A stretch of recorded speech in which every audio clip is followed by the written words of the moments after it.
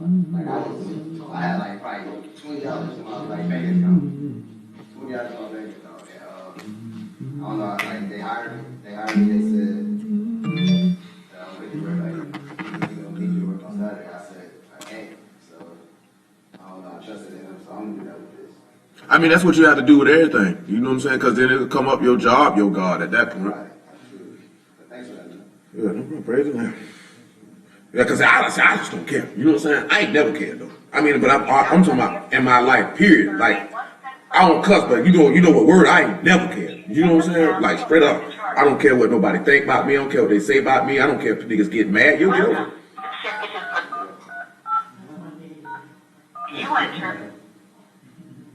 Yeah, I was just thinking about that the other day, because when I was little, I know he cussed, but he never cussed around me, though. You know what I'm saying? But he be like, oh, nigga don't like you? Screw him. Nigga talking stupid? Screw him. And like that's what he used to always tell me. I'm talking about 5 years old. Screw him. Screw him. Screw him. So that's why I'm like that.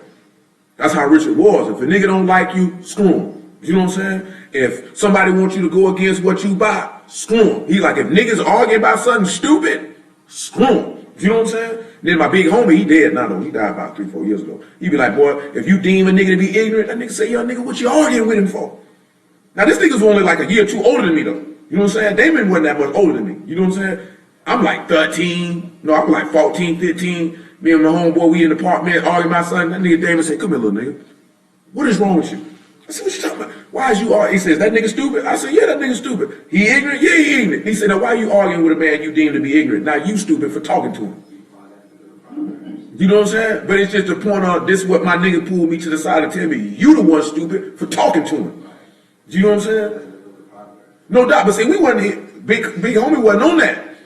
You know what I'm saying? He just saying, period, like, nigga, you smarter than that. Man, the last conversation I had with this man before he died, which he didn't die immediately after that. That's just the last time I seen him. He died like, last time I seen this nigga, what, 2011? He died like, what, 2014? I ain't seen him after that. You know what I'm saying? They just moved around because he was on the shrimp boat, nigga, drowned in the, what you call it, in the Gulf. You know what I'm saying? That nigga was like, boy, I've been watching you since you was a kid, boy. You know what I'm saying? Just wow, wow, wow, wow, wow, put like this here, like, boom. Because this is a nigga around the way, everybody love cuz. You know what I'm saying? Nigga was a real nigga. You know what I'm saying? Held it down. Nigga, I can remember us being on the back of the bus, nigga, he got the burner. I'm like, man, this nigga, wow. You know what I'm saying? I'm in the 6th grade. This nigga say, look, this here nigga, wow. And he gonna put that fire on you too. You know what I'm talking about? But you should just put a nigga up on game. Like, it's a lot of stuff nigga be doing. The people that I was around, that's why I don't be caring. You know what I'm saying? I don't care what a nigga feel about me. What a nigga feel about me is not gonna enhance how I feel about myself or decrease how I feel about myself. You know what I'm saying? Because then after that, then I'm no longer myself when I allow other people to dictate how I'm gonna feel about me. You know what I'm saying? That rubs people the wrong way because most people are insecure. You know what I'm saying? So they see somebody who is secure in themselves and confident in themselves, they get offended by that. Because most people want people to accept them and to like them. You know what I'm saying? Like, I'm a sociable person, but I'm antisocial at the same time. Which y'all just found that out. You know what I'm saying? Because if you holler at me, I'll talk to you all day, all night. But I ain't the type of person that's going to actively go out and speak with people. You know what I'm saying? It be people, I be walking around, people just started me, go to talk, telling me their whole life story. I don't even know these people. You know what I'm saying? And I will sit down and talk with them like I know you. But I could walk in a room and speak to no one. You know what I'm saying? And somebody be like, that nigga, that rude. You know what I'm saying? It ain't nothing personal, it's just, I ain't sociable like that as far as starting it. You know what I'm saying? But if you begin it, or there's some reason where a conversation, oh yeah, I ride with you for life. That's just me though. You know what I'm saying? I always been like that. I ain't never had a problem making friends nowhere I'd ever went. You know what I'm saying? But I'm gonna be me though, no matter where I go. You know what I'm saying? That's what nigga problem is. They try to be whatever it is, wherever to fit in, wherever they're at. You know what I'm saying? Because I want people to, I don't care. You know what I'm saying? You can't, especially doing this right here, or you can't care. You know what I'm saying? You can't care. You can't care what nobody say about you. You know what I'm saying? Pretty much anybody who had influence over me in my childhood, that's what they told me. My mama told me that, my auntie told me that, Richard told me that, Joanne probably would have told me that if she would have lived long enough. You know what I'm saying? She died when I was 5. She'd have lived long enough, she told me the same thing. You know what I'm saying? Screw them niggas. Niggas around my way. I remember when I started hustling, or my homeboy was like, oh, you done met everybody you need to meet right here. Screw the rest of these niggas, they suckers. You know what I'm saying? Like straight up, them was his words. You know what I'm saying? When I was hustling, and then I could tell like if If I feel like, or I know that a nigga don't like me, I'm not gonna hang with you. I don't even wanna have a conversation with you. I'm not gonna be fake with you. You know what I'm saying? If I see you, it's gonna be, what's up? Bob, you all right? Yeah. But I'm not finna act like we down though. And I'm not gonna force my way to get you to like me. That same situation I was in with that woman, I knew her people didn't like me. I didn't feel the need to go out of my way to win them over. Because if you're not taking the opportunity to actually sit down and get to know me, to base whether you like me or not, based off of who I am, I'm not going to put forth the effort to get you to like me. I'm going to just do what my granddaddy told me. Screw you. Your loss. You know what I'm saying? Anytime you met my dad, This is how I am. and you say hello, I can do my dad will look at you and say, what's it to you, you're a doctor? And I ain't going to go that far. Oh, he did. Yeah, you know what I'm saying? I ain't never witnessed him do that though. You know what I'm saying? I am. So I can't speak on that. You know what I'm saying? But I ain't gonna do people like that because that's a little nasty. You know what I'm saying? But if you speak to me, I'll speak back. You know what I'm saying? Talk to you now. Like I just had a young lady, man, broke my heart. She telling me how the father of her son killed her baby. Like I never met this girl before in my life. And I picked her up from a job, Uber driver, but I never met this girl in my life. And shoot, I sat there and talked with her. It didn't matter that the trip was over. You know what I'm saying? It didn't matter. You know what I'm saying? It didn't matter to me. She needed somebody to speak with. You know what I'm saying? She felt comfortable enough with me to do that. You know what I'm saying? So I ain't gonna be like, oh man, I don't want to hear what she got going on. You know what I'm saying? Because I know people be out here hurt. You know what I'm saying? And sometimes people just need somebody to talk to them. I ain't hit her with no word. I ain't tell about no word or nothing. You know what I'm saying? Welcome. She got on my page and was like, she seen something. She said, what type of religion you got?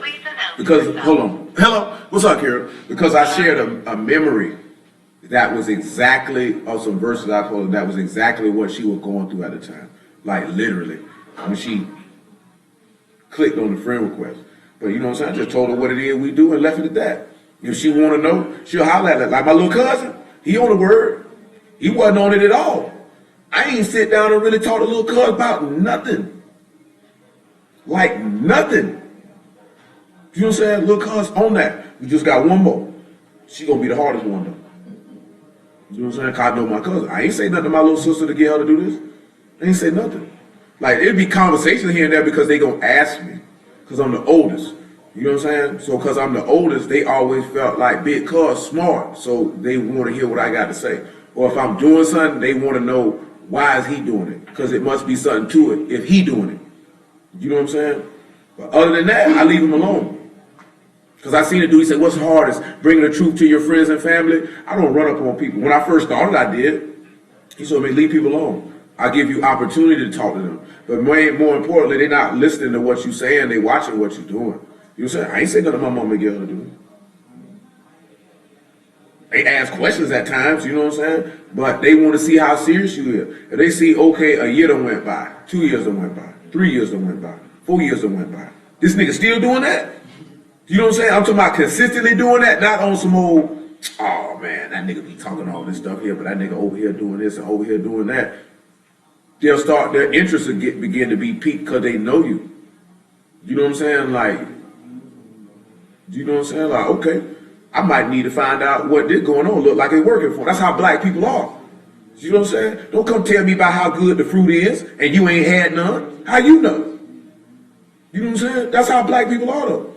They don't want you to tell them about something. How's it working out for you? You know niggas be want to sell that Herbalife and that it work stuff, you know what I'm saying? You want to tell me about it, but how it really work out for you? Try to sell me some junk, nigga, it don't even work. Or you ain't even using it. You know what I'm saying? You got niggas who personal trainer, nigga bad body, but you want me to train, you want me to allow you to train me, nigga? Have you trained yourself? That's what people be looking at. That's why the master say, you know, get that stuff up out your eye, man, you can help some. That's how black people are. A lot of other people, other nations of people are like that too, but they not really as staunch and open with that like black people are. You know what I'm saying? How is that working out for you? See, We get in the word and you think you can talk a nigga head off because that's what you used to, because that's what you seen in the Christian church. They run up on you in the street with packets and little pamphlets and let me minister to you about Jesus. Let me tell you about Jesus. Do you know Jesus? And you sitting there looking at him like, nigga, I don't want to hear this junk you talking about. You know why you ain't want to hear this stuff you talking about? Because you go to think about all them hoes that be swallowing semen Saturday night and praising the Lord Sunday morning. You know what I'm saying? You think about all the pastors who hitting the holes and niggas who getting high and niggas who going to church to hit holes. We ain't talking about no white church. You know what I'm saying? But that's usually what come in your mind. And if a white person come up to you talking about learn about Jesus, you just automatically turned off. I don't want to talk to the white woman. I don't want to talk to the white man. You know what I'm saying? It's just being honest. Your brain shuts down because you're not around these people. You don't really know what they own. You can see that when you talk about dudes in the street. Dudes say he in the street. Niggas in the hood is watching niggas like, oh yeah, bro, a hustler. Oh, bro's a killer. He's a robber. And you respect him because you're not hearing from his mouth what he telling you he do. You watching what he do. So that's where your respect for him come from. You know what I'm saying? So when it come with the word, people want to actually see you living that. That's why people get disappointed when people who profess this and they come to find out that they weren't who they say they were. You know what I'm saying? That's why they get disappointed. Go ahead. No, we just got people on the stream and Kira on the line. Kira, we don't mess with Kira though. You bet. You show it as it should be. Smart guy. Smart guy. Got something for you. I'm gonna tell Leon on you. What's that? I'm gonna tell Leon you've been hustling outside the family. What? I'm gonna tell Leon on you, so you've been hustling outside the family.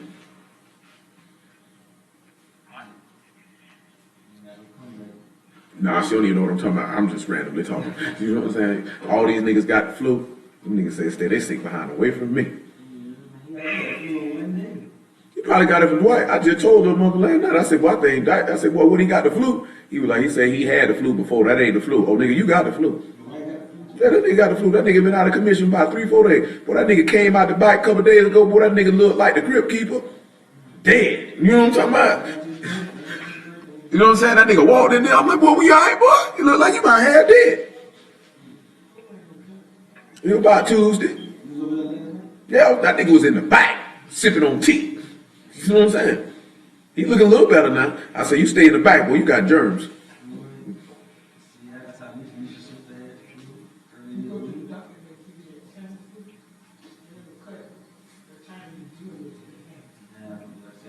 Yeah, we'll say the doctor told him, man, say a whole gang of people been coming through there with it.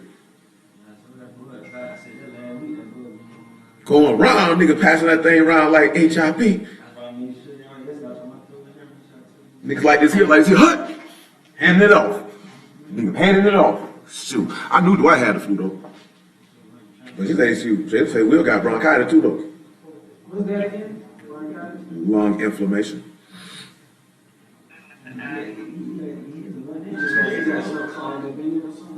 No, really like the bronchial, whatever you call them in your lungs, not the mucus, but the bronchial tubes in your lungs are inflamed.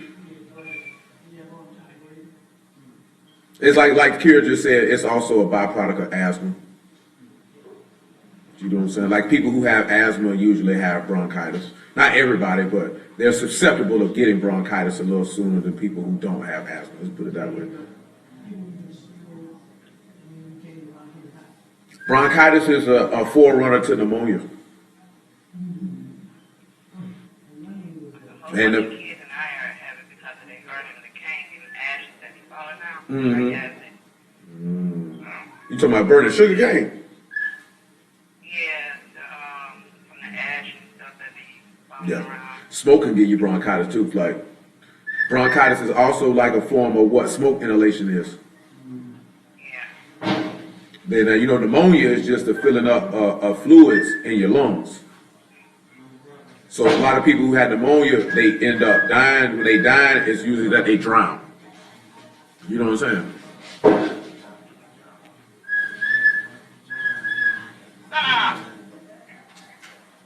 See, my immune system pretty strong, so. So you didn't trust that flu shot goddamn. I mean, I ain't never been with I don't do needles. You know what I'm saying? You know what I mean? I ain't got no problem with no daughter, but I don't do needles. You feel what I'm saying? I'm not a guy that's big on shooting me up with nothing. But, you know what I'm saying? I'm telling you, I ain't on that. That's why I could never do no heroin. You know what I'm saying? Nigga say, I got to do all this here. I'm straight. Roll him. No, I tell you, roll him. I don't want no cocaine. I'm already amped up. I don't need to get more amped. You know what I'm saying? I ain't finna smoke no base. These niggas around here looking like, what? Shalom, Sister Monica. I just seen my little cousin say, man, he say, man, I'm having a hard time with this weed, man. He say, man, I don't know what to do, put this weed down. I had to tell him, boy, you a bond time, boy, you better discipline yourself, you know, we don't roll like that. No, but I'm saying, he said that's the only thing he having a problem with. And he say with him, everything, we blood, so we alike. We like everything with him, black and white, that's how he is.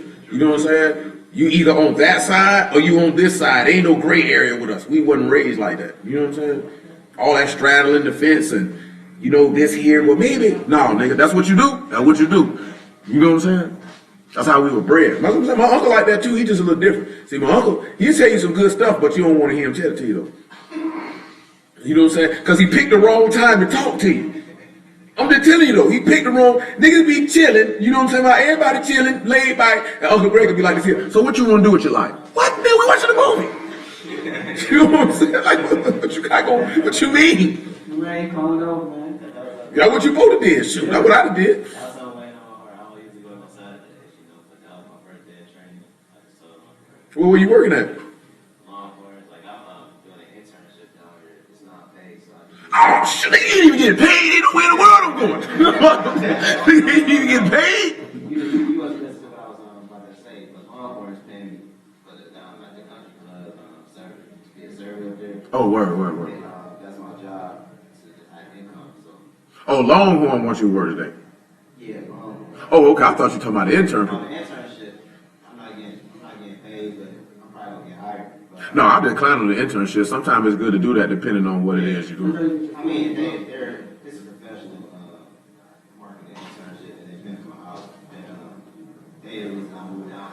Oh, no, ain't nothing wrong with no internship. I've been tell you something, right? I can sometimes just be clowning. You know what I'm saying? And don't be serious. You know what I'm saying? This is the biggest jury ball tour in the nation called Hurricane Jury Ball Tour. Ain't nothing wrong with that, man. Shoot, do your thing. You know what I'm saying? I just like this here, boy. I ain't got no problem, right? You know what I'm saying? I ain't really like this here, right? I always been like this here.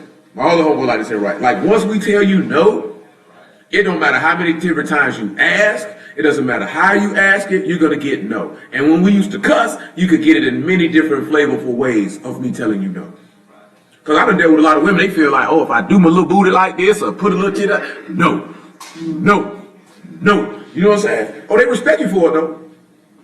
If you can look a woman in the face and tell her no, and she know that you meant that, and that no matter of psychological warfare or physical enticing that she can do to get you to go back on your word, oh, she respect you for it though, or she gonna leave and find a nigga who will do it. Cause I'll tell you quick, oh, you ain't gonna do this, and I ain't gonna do it. And if you want a nigga to do it, you might as well go find you one, cause I'm not gonna do it. I hear chicks, I like a man to blow my booty, better go get you one. I'm not gonna do it. You know what I'm saying? Oh, I need a man to do this right here. Better go find you one, cause I'm not gonna do it. You know what I'm saying? You ain't that fine. You ain't that pretty. I don't want to have sex with you that bad. I'm dead serious though. I done heard chicks say that just random conversation. Oh, I need a man to blow my booty. Looking at me, better find you one, cause I'm not gonna do it. I don't put my mouth on anuses. You know what I'm saying? I don't live my life that way. You know what I'm saying? Straight up, word or no word. I don't live my life that way. I find that to be disgusting. But hey, whatever floats your boat. But you can't ride on this sail. You know what I'm saying? It ain't gonna work. You know what I'm saying? You have someone feel like, my man ought to do this and do that and do this here. Shh, better go find you one. Because I'm not gonna do it. You know what I'm saying? I give you your respect. I give you some love. I'm gonna take care of you, this, that, and the third. Some stuff, if I'm not doing it, I'm not doing it. You know what I'm saying? Period. I'm not gonna come in here and clean this house and you been in here all day long talking about you need to help me with the house. You need to help me with these bills then, nigga. You been sitting at the house all day? You know what I'm saying? Like if we got kids, I can see if certain things ain't done in a forthwith manner. You know what I'm saying? You chasing churn around here. That's understandable. But then at the same time, if this your job, I expect your duties to be fulfilled, just like you expect my duties to be fulfilled. You know what I'm saying? That's period. Oh, I want this, that, that. Shoot, I want a lot of things too. Shoot, look like we ain't gonna get it. Look like you ain't gonna get it either. Because some women have unrealistic expectations. Some men have unrealistic expectations of what they want people to do. That's why they're alone. Or they settle. You know what I'm saying? I ain't on that. I'm not hard to deal with or get along with. You know what I'm saying? But don't try me with that rallies because I'm not with it. I will tell you to leave and go find you someone else. You know what I'm saying? Period. Then like I said, you my friend, you like this here, man, I like shoot, go find you a new friend. Ain't gonna wait me nothing. I ain't gonna shed no tear about it. You know what I'm saying? Shoot, nigga, I've had plenty of friends come and go. You ain't gonna be the first, probably ain't gonna be the last. Go on about your business. When you tell people that, they get upset. That don't mean I don't care. Like, you know what I'm saying? Oh, you don't care if I leave? It's not that I don't care. But I'm not gonna jump off the Bank of America building if that's what you're thinking. You know what I'm saying? That's what people be wanting to, sometimes people do stuff just to see how you gonna react because they want to know how much you really care. And they take acceptance of behavior that you will not accept as evidence that you care. You know what I'm saying? And that doesn't mean that I care because I accept unacceptable behavior. And that's where we get in trouble at, is that we want people to accept unacceptable behavior. And we judge the accepting of unacceptable behavior as love, caring, friendship, and encouragement. And it's not. That is enabling. That is enabling someone to remain to be unacceptable. You know what I'm saying? People don't like accountability. Like, it's a little picture, I see it all the time. But not all the time, but people be like, let somebody be tough on your kids because life is tough. You know what I'm saying? They'll get over it. You know, a lot of people there's other ways to show love than tough love. When your God didn't show nothing but tough love all the time. You know what I'm saying? Because that's the only way it's going clearly that you're going to be able to learn if you're hard-headed. You know what I'm saying? Then you have some people, right? They have potential to be great. They don't realize they have potential to be great. And sometimes you have to be hard on them to get them to maximize that. And some people don't like that because they've never experienced it before. Because I say this here because I told someone this, and they always used to wonder, because I was hard on them because I knew what you could be, but you didn't know it. And I had to pull that up out of you. Being gentle and soft with you was not going to pull that up out of you. You know what I'm saying? Because I'm just saying that because I see Cameron, he would mention it like, nigga tried to say, oh, Cam just wanted to boss people around. So he was talking about he had a house in Chicago. And when they would get ready to go out, he'd say Jules would jump up and be like, yeah, man, we going. He'd be like, hey, you done drop him 16? He was like, no. He's like, yeah, go back down there and do him 16. And the nigga Flex like, oh, yeah, that nigga want to have somebody to boss around. He was like, no, nigga, I felt the nigga was great and he needed that extra push to get it. It's no different than a coach. If a coach see a particular player has potential to be great, he kind of try to edge him to come to practice earlier, stay at practice later. Harder on him than the other players. He doesn't seem to understand why, because you know you're special. You're not like the rest of them. You got something in you they don't have. And you don't even know that you have it. And I got to get that up out of you so you can see who you. It's the same way if you watch Karate Kid, how he had Jit doing all that stuff. Jit didn't understand till it was showtime. Then he understood why he was so hard on him, why he seemed to be so mean. And it makes you the bad guy with people when you like that. Because they don't understand. You know what I'm saying? Till they actually on the court, on the field, and then they see. That's why. You know what I'm saying? People don't like it tough, but you need that though. You have to balance it because you got to, you know what I'm saying? But most people, they need that though. They don't know their full potential. You don't have to be that hard on somebody who's already showing that they want to be great and that they know they can be. You don't even have to be that hard on them. Because they already hard on themselves, pushing themselves. All you do is just give the little extras to allow them to achieve it. But most people, they don't know that they got it in them. So how else you think being nice and gentle and pat them on the head gonna pull that out? No, it's not. You know what I'm saying? It's not. But that's because most people don't even realize what they got in them. You know what I'm saying?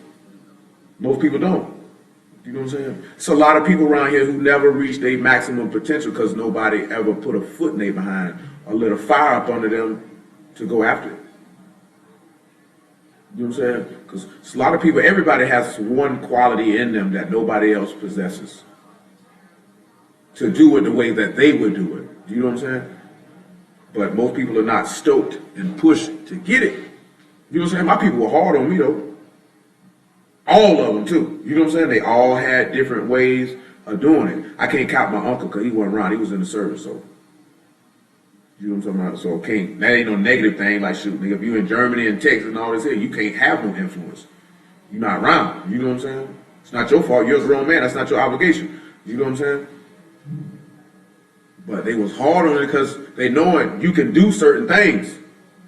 Me just letting you sit in here and just do this, you're never going to achieve it. Because people are cool with being mediocre. Just being average. And they happy with that. And you know, most of the people around you want you to be average and mediocre because they are. And they feel like if you elevate past that stage, you're going to leave them behind. And they don't want you to leave them behind. That's how people is. Sometimes you have to leave people behind. To reach your maximum potential, everybody can't come with you.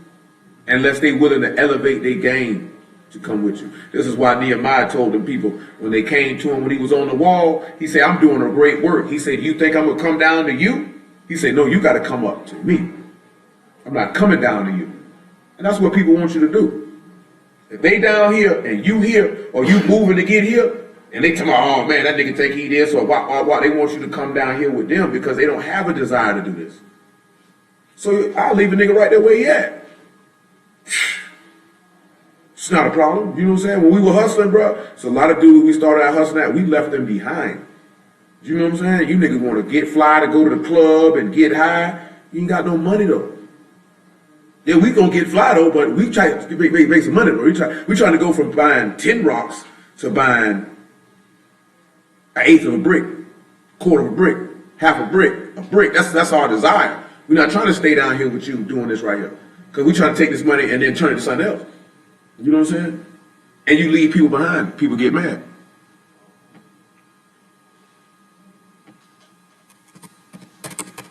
We're finna start in a couple minutes.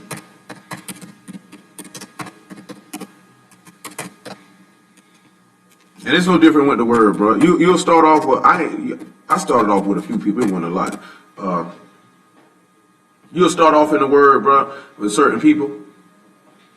And then you begin to start shedding things as you really, it's because I hate to use the term leveling up and all that stuff when it comes to the word, but really you starting to move to having your behavior in Alahym and not on the earth. Meaning you're going from having a natural mind to having a spiritual mind. It's meaning you're moving to become more like Yah and how he intended us to be. You know what I'm saying? And sometimes the people that you start with, they not really on that. And you outgrow them and you end up leaving them behind. You know what I'm saying? Now, I'm speaking that from personal experience. Because the people that was around me when I started, they not around. There's a reason for that. You know what I'm saying? I can remember my homeboy saying, like I told you, oh man, he trying to be too perfect. Or he was like, man, all you talk about is trying to get the spirit. This is when we first started. You know what I'm saying? But I'm like, nigga, I'm reading this here, nigga, that is the objective. You know what I'm saying? That's the only objective. Once you get that, then it's just holding fast till you're dead. There's nowhere else to go after you get the spirit. There's not, oh, you get the spirit, now there's a level unlocked. You know what I'm saying? That is the objective.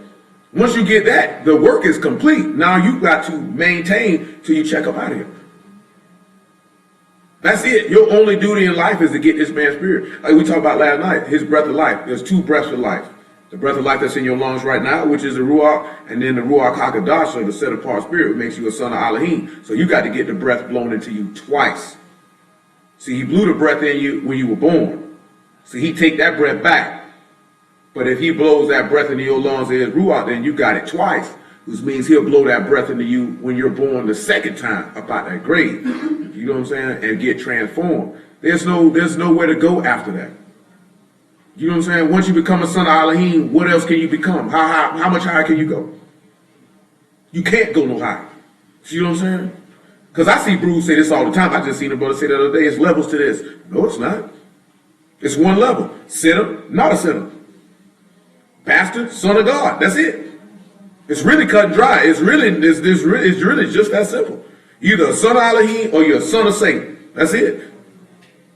Like once you become a son of Alahym, there's not 3, 4, 5 more levels to go.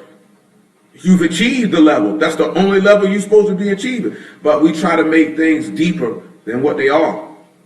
This thing really ain't that deep. The book tell you that this thing is simple. It's really not that deep. It's only deep because the information seems to not be readily known. So people look at it as being deep. You know what I'm saying? But in actuality, bro, it's not that deep.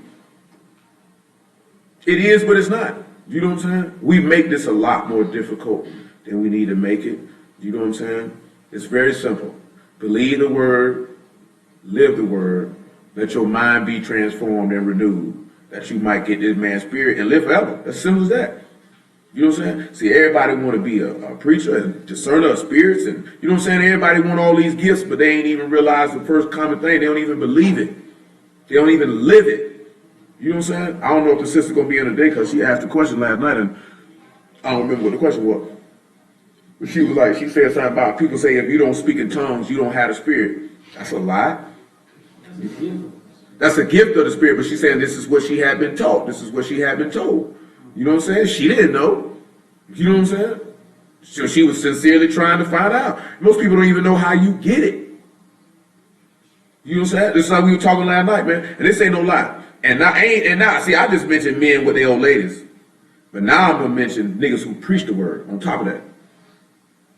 Niggas don't be wanting other people to teach their people, because they feel like if another person can bring in another narrative or another perspective, it'll cause these people to lead them along, which is really a form of manipulation and control, because you want to regulate the information flow that comes to people so you can maintain whatever it is you're trying to maintain over these people. Because if they feel like somebody can come in with a different perspective, they won't listen to you anymore. You know what I'm saying? Most Hebrew groups are like that. They tell you don't listen to nobody else, or they ain't got the truth, or this, that, and the third. I tell you, I don't care who you listen to. You better know the book, though, before you listen to them. That's all I can tell you. I can't, the reason being because I can't tell, I'm not going to tell grown people what they can and can't do. That's not my job. My job is to tell you what y'all say you can and can't do. You know what I'm saying? You can do what you want to do. You grown. You know what I'm saying? I never understood this because I've seen this with my own two eyes, nigga, who preach word now, several. Telling grown people, y'all can't listen to nobody but me. I'm not going to tell nobody that. I ain't never told nobody that. I don't care who you listen to. You know what I'm saying? It's on you to discern if what they say is in this book. You know what I'm saying? Like I told you, if I got a wife, I'm not going to tell her just because I preach the word, I'm the only person she can hear the word from. What does the book say that a man has that level of autonomy and control in a marriage? You don't read that anywhere. You don't read that nowhere. You don't even read where it says it's a husband's job to teach his wife. You don't even read that. Dudes say, I'm her covering. Okay, you her covering. That don't mean you her teacher. Because you could be stupid. You know what I'm saying? Our example of that is Nabal. Stupid. You think Abigail was going to holler at the nigga for some word? And she the one said he was a son of Belial, a foolish man, and folly is with him?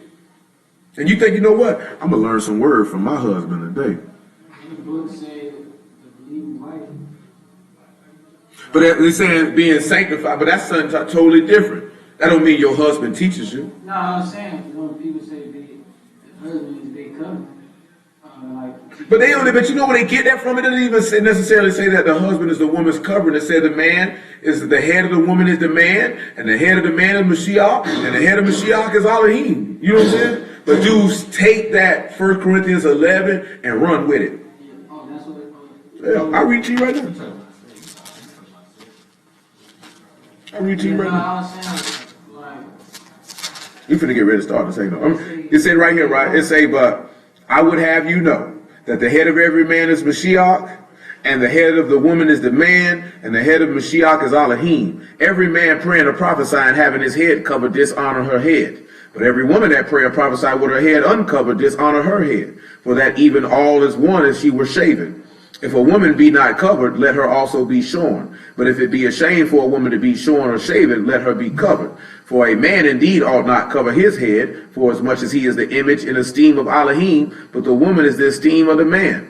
For the man is not of the woman, but the woman of the man. Neither was the man created for the woman, but the woman for the man. For this cause ought the woman to have power on her head because of Malachim. Nevertheless, neither is the man without the woman, neither woman without the man in the master. Not one time did it say a man was a woman's covering. Not one time. No. They take that because they say the woman kind of cover her head. Yeah, they just see cover and they ran with it. But not one time did he say that. Oh, you need to get you a covering. A man can't cover a woman from nothing. You know what I'm saying? What can you cover her from? If she gonna sin, she gonna sin. You can't stop it. You can't forgive her sins. You know what I'm saying? So that's not what that's talking about. It just means he's her director. He leads her. He guides her. But that's because he's being taught the word to be able to lead and guide her. See, we have this mentality that you find out you're a Hebrew and we all teachers and it's my job to teach my wife. Nowhere in the book does it tell you that it's a husband's job to teach his wife. Nowhere. Can't read it, can't find it. I challenge any man to show it to me. It ain't in the law. It's not in the prophets. It's not in the gospels. It's not in the epistles. No one ever said that. You know what I'm saying? Like when they say if a woman had questions, oh, let her ask her husband at home. Well, guess what happened? What if your husband don't know the answer to the question? Then guess what he gonna have to do? He gonna have to ask the person who taught it. But you know what niggas will do? I ain't asking that nigga nothing. You know what I'm saying? Cause he don't want his wife to know he don't know what he talking about. So selfish men, and when I say men, I'm not talking about just husbands, I'm talking about preachers and all, who don't really care about the people and they soul salvation.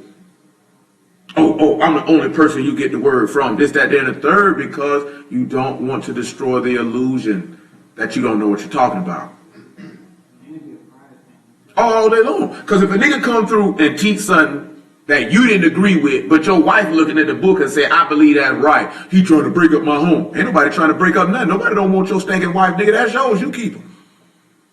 Especially if you already got one. What I want your wife for? I got one I don't want to come home to now. But I want you just saying that facetiously. You know what I'm talking about? Because if you marry somebody, I would hope you would want to come home to them unless you had married the wrong person. You know what I'm saying? Niggas feel like you say, everybody feel like they don't teach, they don't need no teacher, they don't need no. That ain't book. That's a lie from hell. Because the reason why I say that is the Ruach is a teacher, but he's not everyone's teacher. Because when he made that statement, he was talking to his apostles, men he chose to send to preach about him. So that wasn't a statement to everyone. He was talking to a specific audience, his apostles. You know what I'm saying? And an apostle is someone who is taught by Alahym and not man.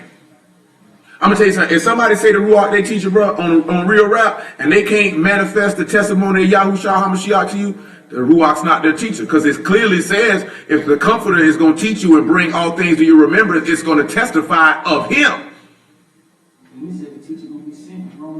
Yeah, but see, but at the same token, what I'm mentioning is this token right here, right? John 15 say the Ruach will bear witness of Yahushua. That's what he said. If a nigga say the Ruach his teacher and they not preaching Yahushua, they lied. Yeah, because you can't get the Ruach to teach you about things like apostle.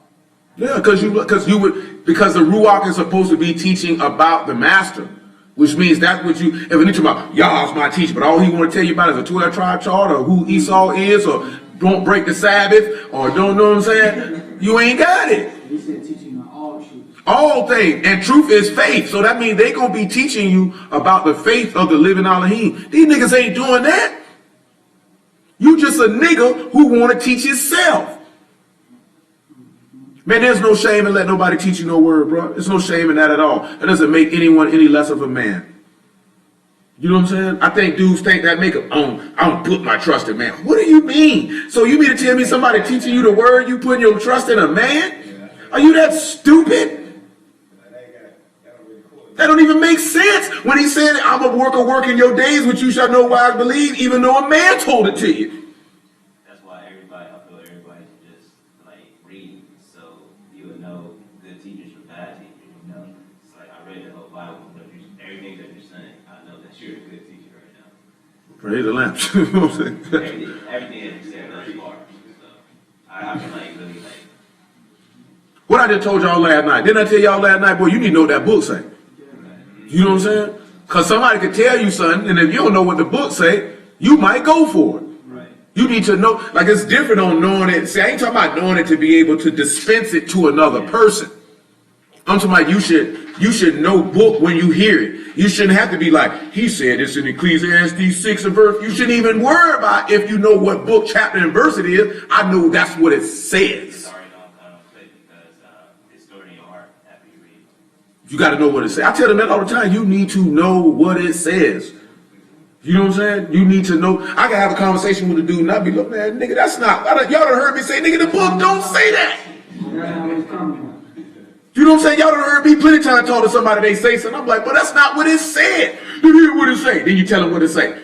Oh, man, see, brother, you be tripping. No, nigga, you just thought I was going to buy that, nigga. That's not what it says. Just like when we just read it in 1 Corinthians 11 with the head cover. It does not say that a man is a woman's cover. That's not what it said. You said that. And now you mad at me because I'm saying, bro, that's not what the book says. And then we read and we see that's not what the book says. Now you mad with me because you stupid. Nah, bro. I'm trying to give a few of them. I don't know. A lot of them might not come around here because they got diseases. Now, Dwight's sick. Dwight's sick, but Muffin ain't. But she might stay home to tend to him. Yeah, he the first one. He had it first. You know what I'm saying? Will with Shayla. You know what I'm saying? She got to take care of him. You know, he gonna be around here moaning and groaning like a little child. You know what I'm saying? I'm just messing with him. You know, D got the kids, so she to the house. Yes, sir. She got a 3-pack. She got a 3-pack. Got to keep the kids away from him before he get them sick. Shoot, then little mother out there sleeping on the couch with old new muffin before he get her sick. You know, new muffin is really a new muffin. You can't take that type of stuff. Same way your Alicia's sister. You got to sleep somewhere. You can't stay here. Get Hezekiah sick if you want, or you got to go somewhere. You know what I'm saying? Somebody got to leave. It's either you or the baby. Baby said, well, I'll go with Pops then. I don't want to hang with you nigga know what. That's what he said, though. Y'all ain't know that what he said. That's what he said, though. He looked at me, I'm going to go hang with my daddy. Hang with you nigga know what. Yeah. Sit around here with my daddy 2-3 days. Shoot, I ain't really want to come back, but she got the titties, so I got to come back around here. She got the food. You know what I'm talking about? How you looking at her? She got the food. That's you know how you feel. Pops, I love you and all, but you ain't got no milk in them glands. You know what I'm saying? You ain't got the glands. I'm going to ask you a question too, though. Oh, yeah, man. When they say mercy instead of sacrifice. Oh, what he was saying is he would rather you had showed mercy than running up here. See, you getting Jeremiah chapter 7, right? Go ahead and get it. I'll read it to you. I'm really trying to figure out what mercy exactly meant as far as, Oh, I can tell you that. You have to pull it up in another verse. I mean, that's Greek and what you read.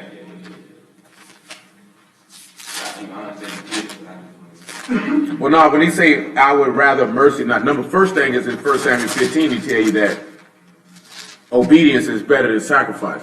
Because Saul wanted to grab all them animals that he told him not to touch and say, I want to do a sacrifice when that's not what I told you to do.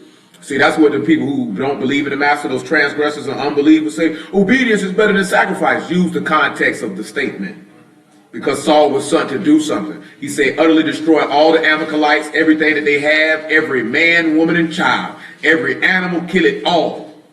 He decided to take the best of the animals and kill who he wanted to kill. So then when he came back, he's stupid enough to say, I have done all that you have commanded me. He said, no, you did not. That's when y'all told Samuel, I'm done with it. I was saying when they told him to kill everybody in the land of Canaan, they ain't killed everybody in the land. Now, some of them he killed is like this because he was like, you know, you ain't going to be able to get them all out. So some of them he said, I'm going to leave to be a thorn in your side because unless you take it over too quickly and then y'all be in here wilding. And then they kept some of the gold too in the camp, right? No, that was Saul. That was all Saul, not in the wilderness. That was all Saul. Yeah, I was talking about in the wilderness. Nah, what you had was Achan, and that wasn't even in the wilderness. They were going through somewhere, and he told them, don't touch this cursed thing over here. Don't touch nothing. That's Joshua chapter 7 you talking about. He said, don't touch nothing. And Achan said, I seen some gold in the Babylonian garment, and I needed to scoop him. No, for real. Yeah, that's Joshua chapter 7. That's Achan. Getting killed. Yeah, getting beat, because Achan had brought the cursed thing in the camp, because I told you don't touch it. It really said that. He said, I seen a Babylonian garment, boy. That's a nigga for you. You said Babylonian garment? Yeah. Your business ain't in the street. Your husband sick, he all right.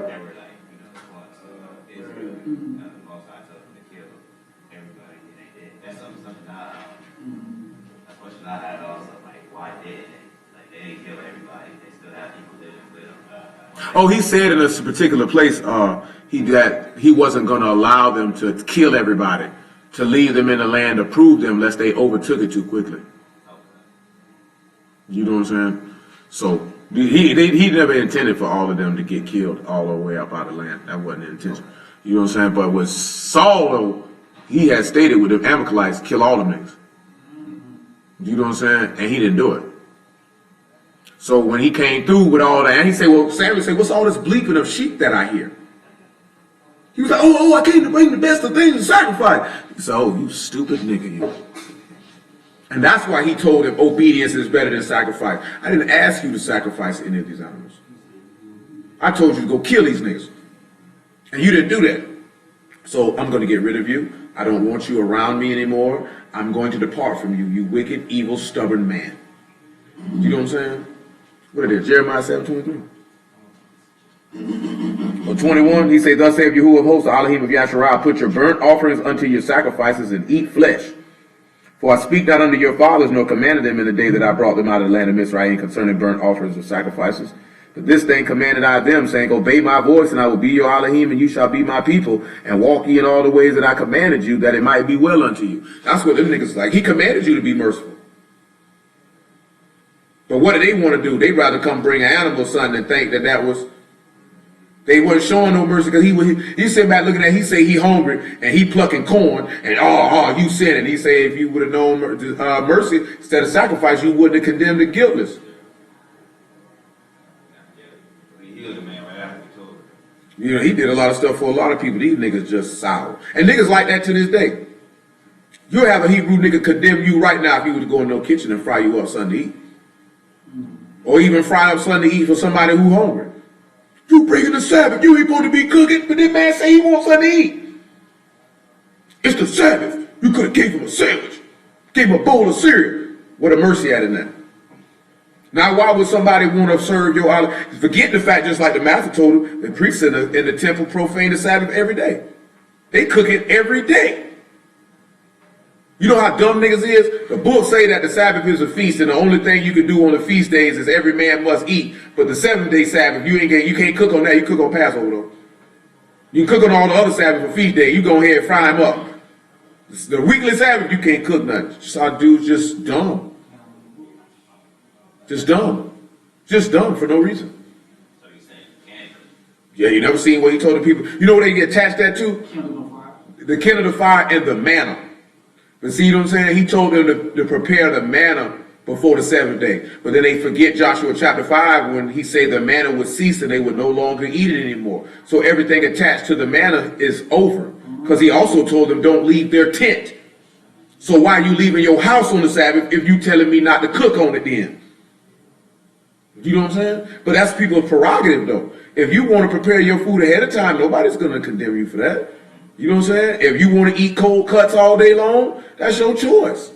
But don't condemn somebody else because they cooking they say food on the Sabbath. Because you ain't finna tell me Levites this and Levite that, and they were cooking every Sabbath in the house of Alahym. I don't want to hear that.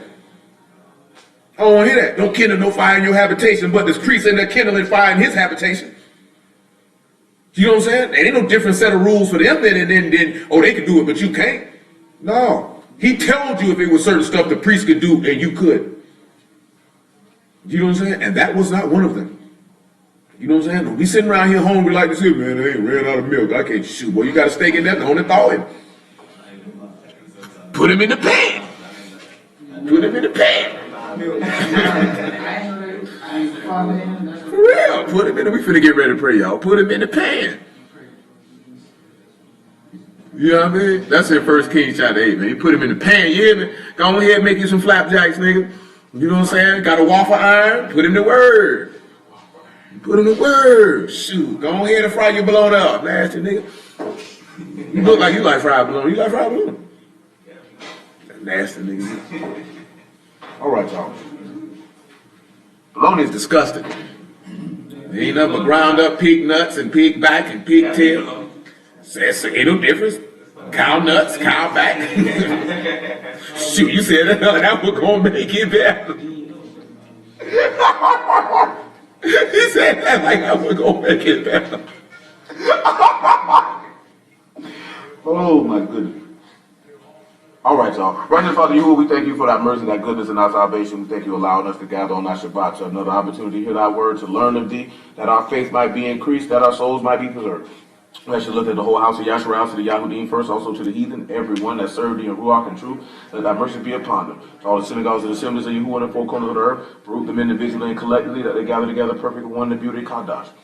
Root the host of the Shamahim and apostles and prophets that pay the way of the faith and send laborers into thy harvest. For the harvest is plentiful, but the laborers are few. That the word which you covenanted with our fathers Abraham, Isaac, and Jacob might be fulfilled, that uncircumcised hearts might be humble, that we might return unto thee to serve thee in Ruach and in truth, that you might be our Alahym and we might be thy people.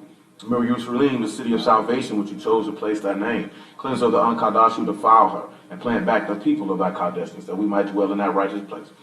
Father, we ask you to remember the whole assembly of the firstborn individually and collectively, and let the love of Hamashiach dwell in our hearts by faith. Direct us and guide us according to thy way and thy will. Let our hearts be inclined unto thy will and not our own. Let us be transformed in the ruach of our minds, that we might show ourselves to be the sons and daughters of light, the sons and daughters of the living Alahym, that thy praise and esteem might redound across the whole earth.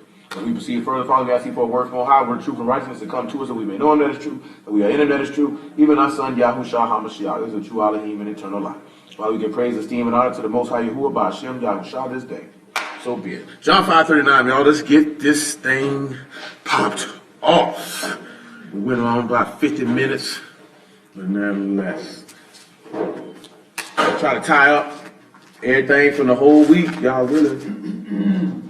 John 5:39 says, search the scriptures, for in them you think you have eternal life, and they are they which testify of me. And you will not come unto me that you might have life. I receive not honor from men, but I know you, that you have not the love of Alahym in you. I come in my Father's name, and you receive me not. If another shall come in his own name, him you will receive. How can you believe which receive honor one of another, and seek not the honor that comes from Alahym only? Now, the part that we dealt with the breath last night, probably leave that part alone. I think Most High willing kind of made that clear. That just came from a conversation I had with somebody who was trying to say, where does your soul go after you die?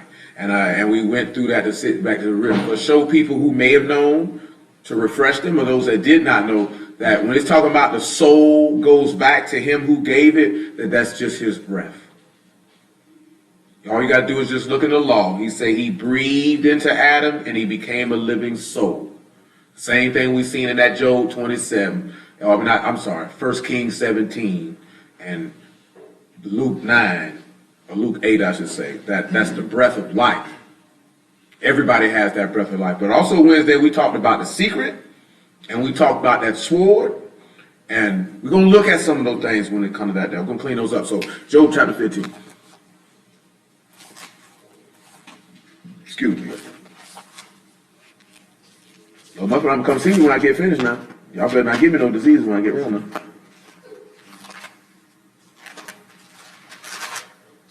I would ride a Alahym, but man, that's a long ride. I probably end up going out there anyway. 15 and 1.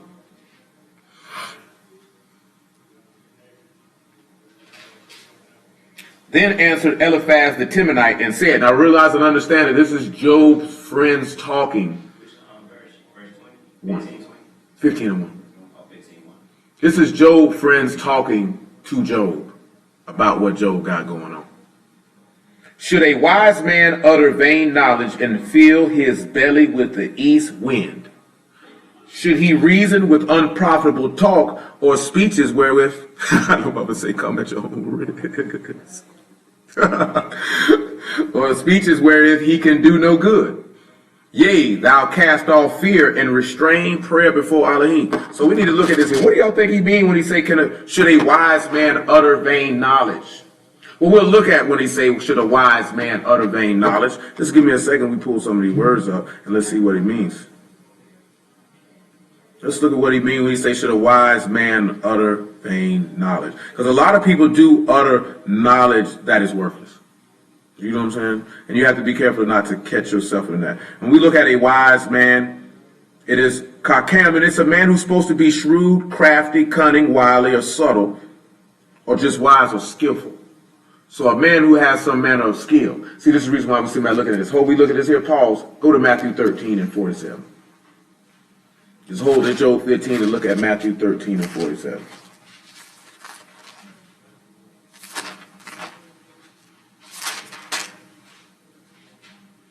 Listen to what the master finna say. We just started instead of going straight to what he said.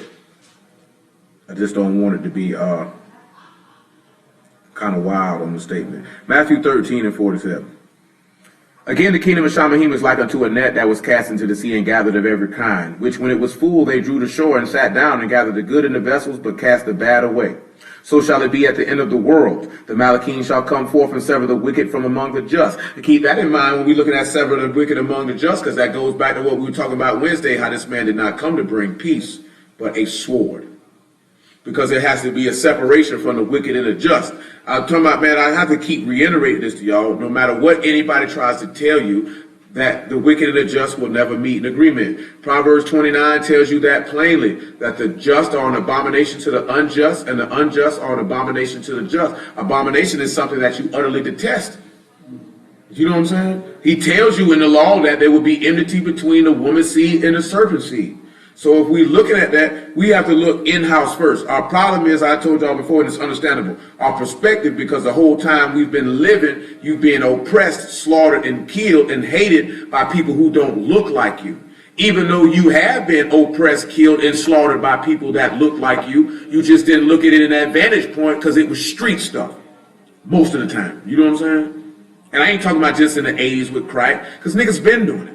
You know what I'm saying? In the 60s and 70s, you know, it wasn't as bad before like the 60s and 70s. You know what I'm saying? The 50s, 40s, 30s, 20s, and all that there. But you still had in-house fighting and beef amongst black people. That's not new. You know what I'm saying? But when you come in and you dealing with the word, you're not expecting the people that look like you to have a problem with you. Then when it happens, you are shocked. And the reason why we're shocked, because people are not going through the word, showing you this, so that you are mentally and spiritually prepared to handle it. That's why some people fold under pressure and put the book down. Because they're not expecting to catch this, because they're like, we're supposed to be unity. We're supposed to be family. We're supposed to all believe the same thing. You know what I'm saying? And then they wondering, well, why am I getting treated like this? When, shoot, they hated the master. They hated the prophets. But nobody's telling you that. They try to make it seem like the people who persecuted and hated the prophets were Gentiles when they were Hebrews. It's not too many instances where a Gentile came and killed a Hebrew prophet for preaching the word. Like when you got Jezebel, she was getting rid of the prophets so she could have a firmer grip on the throne. You know what I'm saying?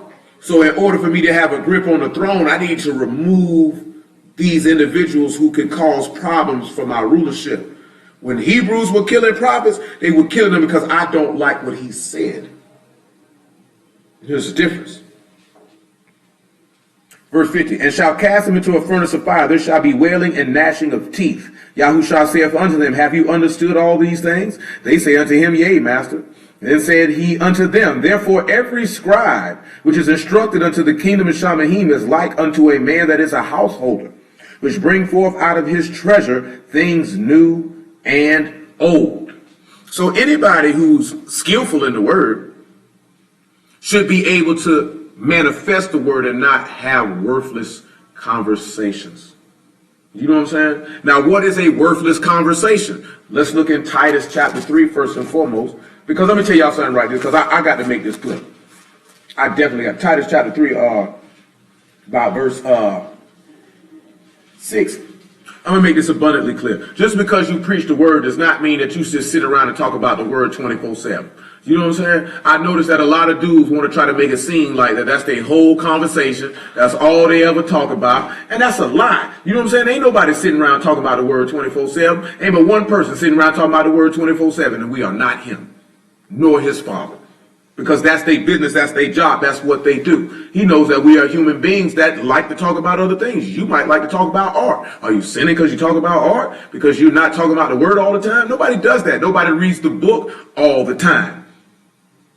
You know what I'm saying? Should you make sure you invest time in reading the word? Absolutely. But ain't no human being. Your brain can't process that level. You ain't fully understood what you read on Tuesday and you trying to jam some more word in your brain on Wednesday? You know what I'm saying? Dudes don't sit back. You got to have the time to process what you just learned or what you just read. That's why dudes don't be really getting nowhere, because they're just on an endless pursuit of knowledge. And he said they're ever learning, never able to come to the knowledge of the truth. They're never able to come to the knowledge of the faith, but they're learning all the time. So if the word is warning you about that, then you would need to be aware of that. Or just like you say, not to be over righteous lest you destroy yourself. You want to go so hard to put out there that you this, that, there, and the third, not knowing you're not helping yourself. Do you know what I'm saying? You're destroying yourself. You thinking you getting somewhere, but you're not. It's nothing to sit back reading something, you know what, I'm going to pause and I'm going to digest that. You just don't keep eating food and just throw more food in your mouth. You let the food you just ate digest and work through your system. And then you eat some more. You're supposed to do the word the same way. Let me digest this right here. Let me process it. You know what I'm saying? Once the process is complete, then I can eat some more.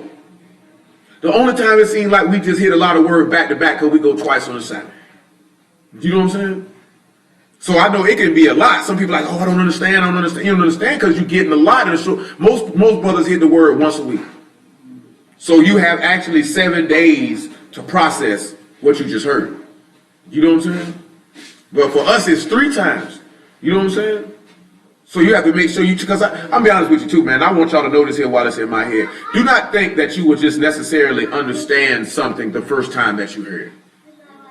I know people get in their mind that they feel like if they hear something, they're supposed to understand it the first time that they heard it. But no, you may not understand it the first time that you hear it, and there's no shame in that. There's nothing wrong with that. How would somebody expect you to fully understand something you never heard before, the first time you heard it? You might need to go listen to it again. You might have questions on what you heard so you can fully grasp it and understand it better. There's no shame in that. We get it in our mind that I'm supposed to understand it the first time I hear it. Why? Why do we think that way? Where does that come from? You know what I'm saying? I just want to say that there because, I done told y'all this before. You can ask me whatever you want. There's no shame in asking no questions. People make you feel like something wrong with you because you ask a question, or something's wrong with you because you don't understand. Because remember, I told you this a while back. When our people felt like, am I not of God because I'm not understanding something? No, you may not understand a topic. That doesn't mean you don't understand the word. You know what I'm saying? See, there's a difference. Like this here, right? And I ain't gonna put you on the spot like this is like right. Let's put it this right. And we was to talk about how Hamashiach gave birth. And that he's male and female at the same time, fulfilling certain things in the law pertaining to Adam and Eve. I wouldn't expect you to understand that the first time you heard it because that would seem so far out. Niggas never heard that before. You know what I'm saying? So when you take the time to actually go through it and line it up, it's going to be a lot of information. Some people understand it the first time they hear it. Some people don't. That doesn't make the person who understood it the first time they heard it any better than the person who didn't. Because why would Paul have to say, if your wives got any questions, let them ask them at home? Because people will have questions. You're human. You know what I'm saying? We're not robots and spiritual beings that, I got it. It doesn't work like that, man. You're still dust and ashes. And I'm telling everybody that, watching everybody in the room, everybody on the phone, there's no shame in that. You got a question? Ask it. You don't understand? Say it. You see the master just asked when we read that Matthew 13. Y'all understood all these things? You see how he asked him that? And y'all know sometimes I ask you, y'all understood all this here? Niggas just sit there and look at me crazy. You know you ain't understand it. I'm not asking you that just for the general purpose of saying, let me ask them, do they understand? I'm asking because I want you to make sure that you understand. Because if you don't understand, then guess what that was? That was worthless time for that individual. Do you know what I'm saying? And there's no shame in that. Niggas have to be stopped being scared of that. But the apostles ain't had no problem asking this man questions. They said, Master, what you meant by that? I don't know what you're talking about. A couple times he went off on him. You know why he went off on him? Because he felt like you already knew the answer to that before you asked me that. I taught you better than that. You know better than that. You know what I'm saying? There's a difference. 3 and 6. Because I'm just saying, it's certain people, I ain't did everybody like that. It's certain people that I done did like that. That I was hard on them like that. Because I knew that you were better than that. Especially ones who were very, very close to me. Then I know you know better. You know what I'm saying? Say, which he shed on us abundantly through Yahushua HaMashiach, our Savior, that being justified by his favor, we should be made heirs according to the hope of eternal life. This is a faithful saying, and these things I will that thou affirm constantly, that they which have believed in Alahym might be careful to maintain good works. These things are good and profitable unto men. But listen what he tell you though. But avoid foolish questions and genealogies and contentions and strivings about the Torah, for they are unprofitable and vain. This is why he say, should a wise man be filled with vain speeches? Should a wise man sit around and have worthless arguments? You know what I'm saying? See, I just sat down and told my homeboy this here, right? I told him, I'm just being honest with him. He made a post by Sunday. He just called me to tell me how the dude was acting. I said, what did you expect from the post that you made? You knew that you were going to get contention when you made it. He was like, I wanted people to come with precept. That's what your mouth say. But you and I both know that that's not what was going to happen. You know what I'm saying? Neither tell you, I don't make posts that even can be construed as being controversial if I make them. If I make one, it's going to be clearly stated on, this is my perspective at this particular time on this particular matter. I don't really need any input from anyone. It's welcome if you choose to give it. You know what I'm saying? But it's not, because y'all know what I'm talking about, where dudes make posts to be controversial for arguments. You know what I'm saying? Oh, you know what I'm saying? So when you do that, that's vain talk. Wise men don't do that. You know the reason why? Because it comes up with worthless arguments and discussions about nothing. See, we're going to look at that again in 2 Timothy. We just read it the other day. He's saying, and a man that is a heretic after the first and second admonition reject, knowing that he that is such is subverted in sin, being condemned of himself. The reason why we say that, because we can look at examples of them, because we don't have the time right now. To look at where the scribes and Pharisees came and condemned themselves to Yahushua with their own mouth. I just been telling y'all this recently. Y'all do not see the master arguing with these niggas about the law. You know what I'm saying?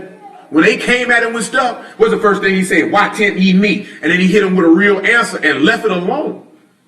He didn't go back and forth. I'm not finna argue with these niggas about this. For what?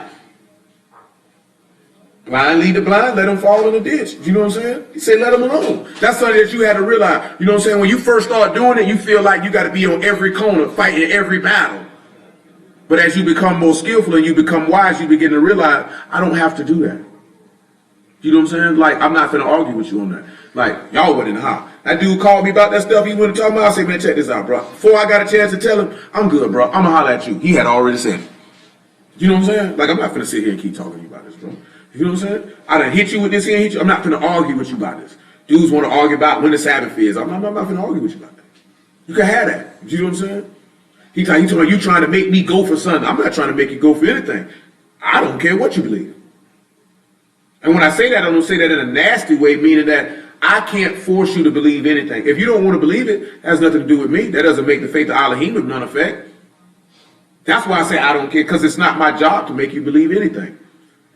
You know what I'm saying? Your faith should rest in, not in men, but in the power of Alahym. All I can do is manifest the word. It's not up to me to get you to believe anything.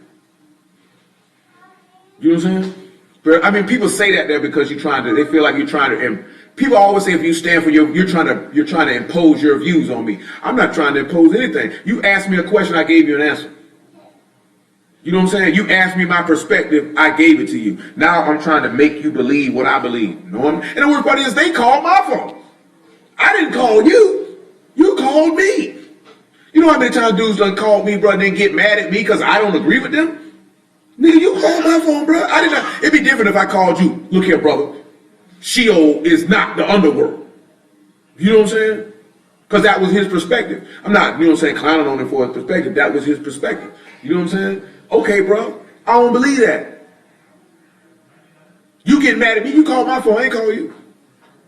Oh, you need to go with this lunar Shabbat. Okay, brother, I tell this nigga, bro, I don't want to talk about that anymore. I'm straight. You running from the truth. No, I'm not finna argue with you. Argue with you for what? What is the point in that? See, if you sit back and you look at this, you've just been given an instruction to avoid these things. See, and we done went over the foolish questions before. Y'all remember that there? Who can remember 2 foolish questions they asked this man? That about the resurrection? Yes. And they asked him, what about Caesar's coin? You know what I'm saying? So you notice when they asked him stupid questions, he didn't fool with them like that. So that's what it means, should a wise man have vain talk? Should he participate in that? No, he should not. We need to realize and understand that. Like, I'm not going to argue with you, bro. You're going to believe what you want to believe. And I can't, like, I'm not going to argue with somebody who want to believe a 12-tribe chart. I'm not going to argue with you about that. I'm not going to debate nobody about that. For what? I'm not going to argue with you about is Esau black, white, brown, whatever. I'm not going to argue with you about that. That's vain. That's not profitable to the hearer. Ain't nobody getting no gain from that. You know what I'm saying? You know what I'm saying? Sal, no, I love Sal. Sal do his thing. The purpose of the debates is for the edifying of the people, but he know where I'm at on that. I don't do that. Because I look at most of the time, it's not profitable.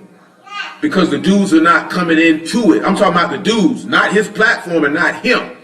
I'm talking about a lot of the participants. Not all the participants, because some of them are coming with the purpose of bringing forth some information to edify who's listening. But a lot of them are coming on to show that they're right. You know what I'm saying? And there's a difference.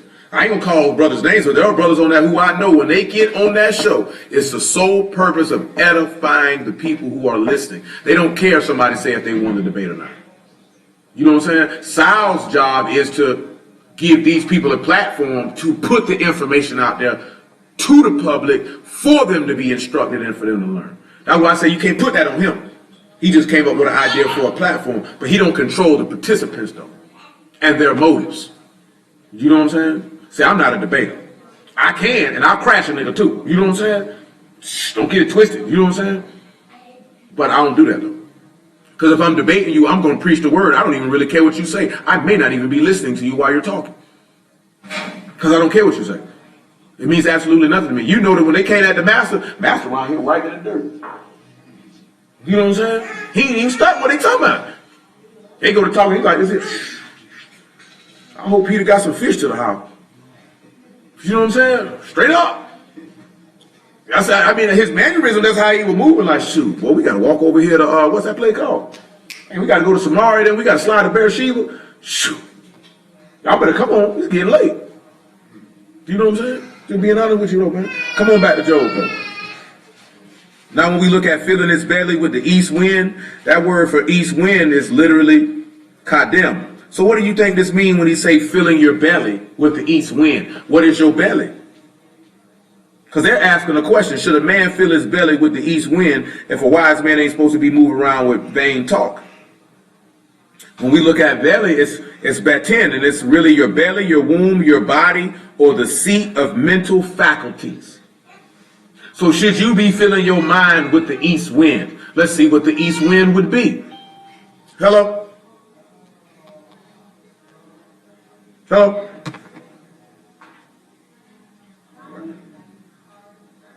Luke chapter 24. Let's see what that east wind would be that you need to fill your belly with. Because where Jerusalem at? Matter of fact, since you told him that, go to 1 Kings chapter 8, verse 44. Where it says, should a man fill his body with belly, chapter, That's still in Job 15. Well, we still holding Job 15. Oh, you good. Oh, what it is, man? 1 Kings chapter 8, man. What verse we need, man? Get straight on to it. Yeah, 44. 1 Kings chapter 8, verse 44. This is what it takes. If thy people go out to battle against their enemy, wheresoever thou shalt send them, and shall pray unto Yahuwah towards the city which thou hast chosen, towards the house that I have built for thy name, then hear thou in Shamahim their prayer, their supplication, and maintain their cause. Now, what is this city he placed his name at? Jerusalem, and where that's going to be the what? The city of the east. So there's a reason why we're looking at that. Now let's look at Luke chapter 24, verse 44. Hey girl, what you around there fussing about? What you fussing about, girl? Luke 24, 44. Make it, 44. Listen what he tell you. And he said unto them, these are the words which I spake unto you while I was yet with you, that all things must be fulfilled which were written in the Torah of Moses, and in the prophets, and in the Psalms concerning me. Then opened he their understanding that they might understand the scriptures. And he said unto them, thus it is written, and thus... See, I'm going to show you the difference here, right? Because most people read that verse and think that it says it behooved Mashiach to suffer and to rise from the dead the third day, like he was saying that it was written. He said, thus it is written, and... So there's a separation. So when he was saying, thus it is written, that means everything that he went over with them in the law of Moses and in the prophets and in the Psalms concerning himself, he's saying these things were written. And then he's adding on that it was necessary for me to suffer and to die the third day based off what he taught them. Not that he was saying that that was written. I don't see how dudes don't understand basic grammar, punctuation, and separation. Because there's a comma there, which separates that from the first statement. And it's letting you know this is a conjoining word. It means these are two different things. It's like I'm finna go to the store and I'm going home. You know what I'm saying? And that repentance and remission of sins should be preached in his name among all nations at Jerusalem. And ye are witnesses of these things. And behold, I send the promise of my Father upon you, but tarry ye in the city of Jerusalem until you be endued with power from on high. Job's friend is asking, should your belly be filled with the east wind, or should your mind be filled with the Ruach? Because he don't understand. Because he really mocking Job. They being very disrespectful, whether y'all know it or not. Acts chapter 2, verse 1.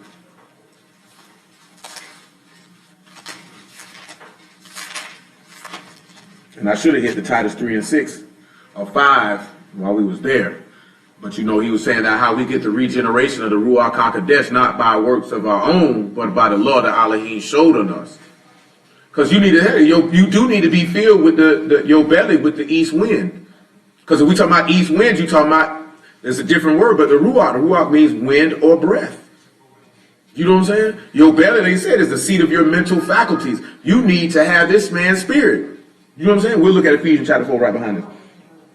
And when the day of Pentecost was fully come, they were all with one accord at one place, and suddenly there came a sound from Alahym, as of a rushing mighty wind, and it filled all the house where they were sitting.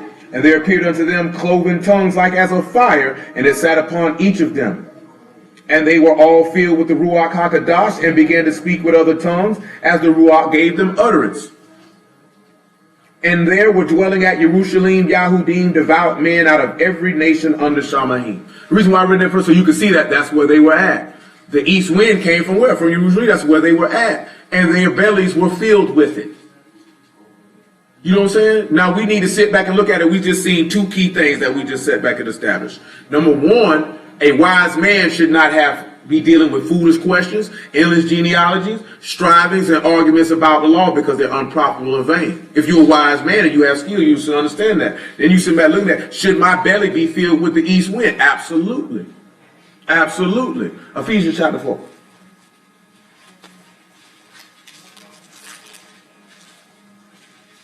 Because John 7:37, the master said, those that believe on him, as the scripture has said, out of his belly shall flow rivers of living water. He says, this spake he of the Ruach HaKodesh, that those that believe on his name should receive. Should receive. Then that's the east wind, because where was the Ruach first given at? In Jerusalem. That's where it was first given at. And we could also see another example of that, talking about the east wind, when he blew that breath in them after his resurrection. He was in Jerusalem when he did that. You know what I'm saying? That's the east wind. It should be filling your belly. Remember, he said their God is their belly. They mind earthly things. Or is your belly the seat of your desires? Your desires should be to Alahym, not to yourself. What are they, 4 and 17? This I say therefore and testify in the master, that you henceforth not walk as other Gentiles in the vanity of their mind, having the understanding darkened, being alienated from the life of Alahym, through the ignorance that is in them because of the blindness of their heart, who being past feeling have given themselves over unto lasciviousness, to work all uncleanliness with greediness, but you have not so learned Mashiach. So you understand that the master ain't taught you about leaning over to no uncontrollable lust. He definitely ain't taught you to be covetous, and he definitely ain't taught you to be greedy. You know, I seen a post a couple days ago, man. The young lady ain't mean no harm. People be like, oh, the 7 deadly sins. That's nowhere in the book. You know what I'm saying? That's really Christian theology. There was a movie back in the day called 7. Had Brad Pitt in it. You know what I'm saying? Wasn't no bad movie either. But it was a dude killing people who were participating in those sins. I can't remember all of them, what they say they is, but I know gluttony and lust is 2 of them. You know what I'm saying? Yeah, envy is one of them too. Slothful, that's being lazy. You know what I'm saying? And the book does speak about every last one of those sins, but it doesn't never refer to them as 7 deadly sins, because there's no such thing as 7 deadly sins. All sin is deadly. You know what I'm saying? But at the same token, when you talk about like being gluttonous, and we usually pertain that to eating too much, but being gluttonous is all in actuality being covetous, taking on more than you actually need, greed. You know what I'm saying? Yeah, you got examples of that's you being idolater. You know, envy. You sit back and you look at that, that's Saul. You see what happened with Saul and what he did because of that. You know what I'm saying? You sit back and you look at slothfulness. That's just being lazy. Book of Proverbs tell you all about that. Them. Say a lazy son who don't plant nothing in the summer ain't gonna get no harvest in the winter. He gonna be looking stupid. You know what I'm saying? He also say a slothful man to say, there's a lion in the street. Oh, pride. Oh, yeah, pride is one of them. I appreciate that. And we all know what he say about pride. Pride is indeed. And he say pride come before destruction. Matter of fact, he say the pride of life is not of the Father, and anybody who has that, the love of Alahym is not in them.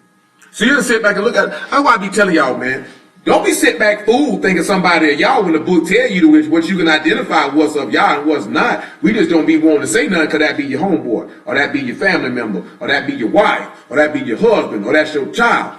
You know if a nigga proud or not. Nigga can't show you they proud and they tell you they are y'all. Because I know you not. You know what I'm saying? Nigga can't be around here envious. And I done already told you about that before. Word or no word. Ain't no man got no business being envious or jealous of nobody. A man? Shoot, nigga, you can get out there and do the same thing he doing. They be around here jealous of another man because the woman he got. What's wrong with you, boy? You know what I'm saying? Shoot, she met him first.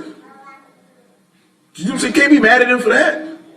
But dudes do that. You got niggas around here envying people's lives. What you envying another nigga life for? Nigga probably ain't even got the mental capabilities to handle his life, but you envying it though. That's not good. You know what I'm saying? And I don't remember all the rest of them. You know what I'm saying? But like I say, it's those 7 deadly sins. The only time when seven things are mentioned are these are the 6 things that are abomination of Yah. Yea, 7 that he hates. And slothfulness definitely wasn't mentioned in that. Nor was gluttony. Shoot, even envy ain't mentioned in that. But that false witness and that pride and evil imaginations and feet swift of running to mischief, all that stuff in that. You know, I did watch the music video today where the nigga mentioned that Proverbs 24:16. He ought to been kicked in his mouth. He said Proverbs 24:16 say a just man falleth 7 times. A righteous man. Notice he didn't say a wicked man. A righteous man. You ain't got no business falling 7 times, you righteous clown. That makes a lot of sense. I'm righteous, but I'm falling into sin. Shut your stupid behind up. Where we at, man? Verse 21. If so be that you have been taught by him, as the truth is in Yahushua, that you put off concerning the former behavior the old man, which is corrupt according to deceitful lust, and be renewed in the ruach of your mind, which means you would have filled your belly with the east wind. So we're answering Job's friend's question for him. Should a man fill his belly with the east wind? Yes.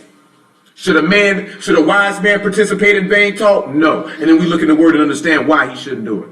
And why he should get that east belly in his wind. I mean that east wind in his belly. And that you put on the new man, which after Alahym is created in righteousness and true Kadesh. Wherefore put away lying. Every man speak truth with his neighbor, for we are members one of another. Now, who knows where the prophet's at? Well, this is told to you, because it's told to you twice by the same prophet. When he sat back and said that, wherefore put away lying and speak every man truth with his neighbor, for we are all members one of another. Right. Yeah, yours must tell you that. Yeah, I mean, I knew that because I mean, the years of dealing with the book, you know what I'm saying? Because this one here tells you that, but the ones I've always had don't tell you nothing. You be careful with the ones that tell you stuff, because they'll have you looking at something like, this ain't talking about that. Y'all know what I'm talking about. You go look at that little footnote under that verse and go reference it back. I'm like, that was not talking about this, sir. You just lied. You know what I'm saying? Go ahead and Zechariah, though. Chapter 8.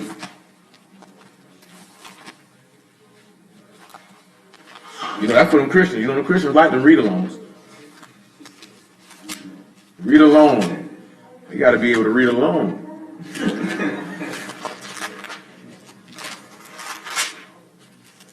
Eight and 14, y'all. Well, let's make it 16. We get straight to the point. These are the things that ye shall do. Speak ye every man the truth to his neighbor. Execute the judgment of truth. So you're supposed to exercise the judgment of faith. Remember what the master told you in John chapter 7? He say, you judge after appearance. He say, don't judge after appearance, judge righteous judgment. Which means you judge it according to the faith. This is what he's telling you to do. That's why Paul said you don't judge things before the time. That's why sometimes I tell you, I could peep something, I'm not going to say nothing. Because you have to wait for the full manifestation of it. You might judge too quickly and judge incorrectly. A lot of people do that. Speak too soon, then you end up looking like a fool. Then people pride won't allow them to come back and say, I was a fool. He say, and shalom in your gates, and let none of you imagine evil in your hearts against his neighbor, and love no false oath. For all these are things that I hate, saith Yahuwah. Now what you think he mean when he tell you love no false oath? What did he even tell you about an oath? He said, if you swear, you better make sure you pay it. Because he said it's better for you not to vow at all than to vow and not pay. Then the master came back behind that and said, you know what? Just let your yea be yea and your nay be nay, because anything other than that is evil. That's why you ain't got no business taking no oaths, no swearing, no nothing if you ain't planning on doing what you say you're going to do. It's not a sin to take an oath now. It's not a sin to take a vow. But you sure better keep it though. So to cover yourself from that, you know what he tell you to do? Don't even do it. You ain't got to worry about it. You know how many people go into hell because they took a vow when they got married and they didn't keep them? Because it ain't got nothing to do with no Christian stuff or no, oh, that's the government stuff. You stood before this man and say, I vow. You swear before this man that you were going to do something. And you didn't do it. You got to pay for that. You got to pay for that. Don't you know if your wife was to make a vow to y'all, you could tell your wife, oh, nah, baby, you're not going to be able to do that. And that vow was extinguished. That's right there in Numbers chapter 30. You have your wife say, I'm going to take a vow of celibacy for 3 weeks. Oh, no, you're not. I mean, your husband has the authority according to the law to say, no, you're not doing that. You can say, I'm going to fast for 2 weeks straight. Oh, no, you're not. You know what I'm saying? I take a vow that I will only wear sneakers and no flats, just whatever. You can say, no, you're not doing that. And guess what she got to do? Yes, sir. It's the end of that. That's why I tell you when it comes to praying and fasting, that you're supposed to that you and your wife supposed to come to that decision mutually. Because you can allow Satan to come in. Like she shouldn't just autonomously say, I don't want us to have sex for a month. Y'all need to actually have that conversation. You know what I'm saying? That way you can say, well, you know what, I can't go a month, how about 2 weeks? Because if you're a wise man and an understanding man, and your wife is telling you that I need to do something for my spirit, I feel this is necessary for me to be folks to do this, that, and the third, you should be wise enough to allow her to do that. You know what I'm saying? And as a matter of fact, that you should pray and fast together if possible. You know what I'm saying? If you're wise, but most men are not wise because all they're going to be thinking about is what they want. That way now your prayers get hindered because she got grief and all with you. You got grief and all with her. And guess what Satan come in? I see a crack and he tries to slide on in. So that's all he look for. Anytime he can see any manner of dissension, any manner of contention, that way he try to slide on up in there. When you already see some contention and slide up in there, that's not him. That's not y'all working right now. Because y'all's not on that. You know what I'm saying? You already know we already had a situation like that about a year ago. You sit back and you look at that type of stuff. Where did that come from? Who worked it? Sometimes we don't step back and look at a situation and look at who worked it. We just look at the aftermath of what had been worked, and then people just go around blaming each other instead of looking at the catalyst of who even started that. Because if you sit back and you see confusion, contention, strife, and all that type of stuff, that's Satan in the midst. Who brought it? Because you know the master rebuked Peter real quick when he went to tell him to do something different than what was written to him. Who came and brought it? We sat back to about who had contentions, who had war, who had battle. It was the master. Why did he have it? Because of Judas. Who brought it? Back to Job 15.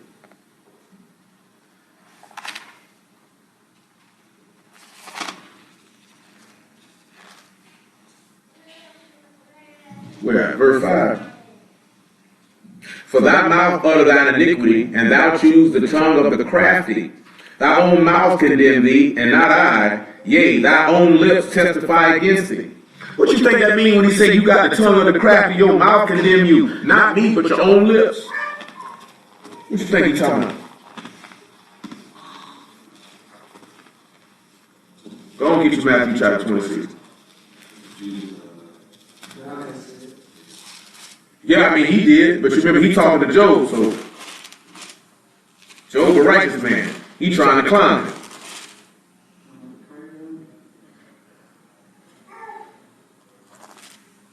Matthew 26 and 59. 59. You can make it 57. Matthew 27 and 57. And when they had laid hold on Yahushua and led him away to Capheus, the high priest with the scribes and the elders were assembled. But Peter followed him afar off into the high priest's palace and went in and sat with the servants to see the end. Now when the chief priests and elders and all the council saw false witness against Yahushua to put him to death, because that's all Job's friends are doing, are seeking false witness to condemn him when they had nothing to condemn him with. You know what I'm saying? But found none, yea, though many false witnesses came, yet found they none, at least came 2 false witnesses. And said, this fellow said, I am able to destroy the temple of Alahym and build it in 3 days. And the high priest arose and said unto him, answer thou nothing? What is it which these witness against thee? But Yahushua held his shalom, and the high priest answered and said unto him, I adjure thee by the living Alahym, that thou tell us whether thou be the Mashiach, the son of Alahym. Yahushua saith unto him, thou hast said, nevertheless, I say unto you, hereafter shall you see the Son of Man sitting on the right hand of power, coming in the clouds of Shamahim. Then the high priest rent his clothes, saying, he has spoken blasphemy. What further need have we of witnesses? Behold, now you have heard his blasphemy. How you doing? So look at what he just said to him. Look what he just said to him. Did he just say your own mouth condemn thee? What further need we of testimony? Is this not what Job's friend just said to him? Is this not what the high priest just said to the master? And guess what they're going to end up doing to you in the last time when you go to speak? Oh, your own words condemn you. We could kill him. We could kill him. Come on back to Job 15. But you notice this was what you were talking about before. You notice how they were looking for have something to say against him? The same way Job's friends were looking to have something to say against him. They were looking for a reason to say, see, I knew you was wicked. He said, your own mouth condemn thee and not I. Your own lips testify against thee. That's just what he said to this man. Listen to verse 7. Listen to the question that he asked him. Art thou the first man that was born? Or was thou made before the hills? Hast thou heard the secret of Alahym? And dost thou restrain wisdom to thyself? What know thou that we know not? What understand thou which is not in us? He asked this man a real live question. What y'all think that means with these questions they asking this man? They asked him, was he the first man ever made? Or was he made before the hill? They asking Job this. Why would they be asking Job this question?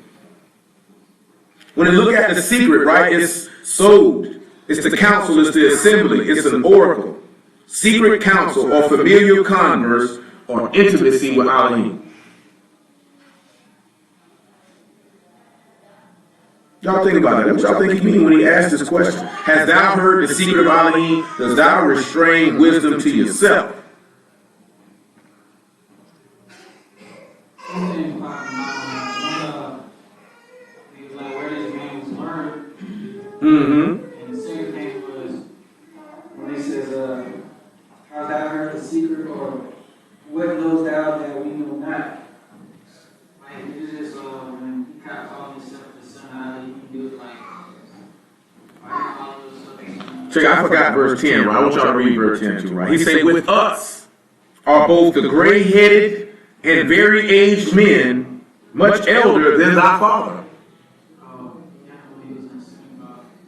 Did they say, no, that wasn't that, but I can understand why you would think about that. So let's go through this here so we can leave Job 15 alone and motor it along because it's about 4 o'clock. And I do got to hit 2 things before I leave from out here. And Songs of Solomon and Micah chapter 2. And I don't think I'm going to get to them. But nevertheless, they asked him, was he the first man made?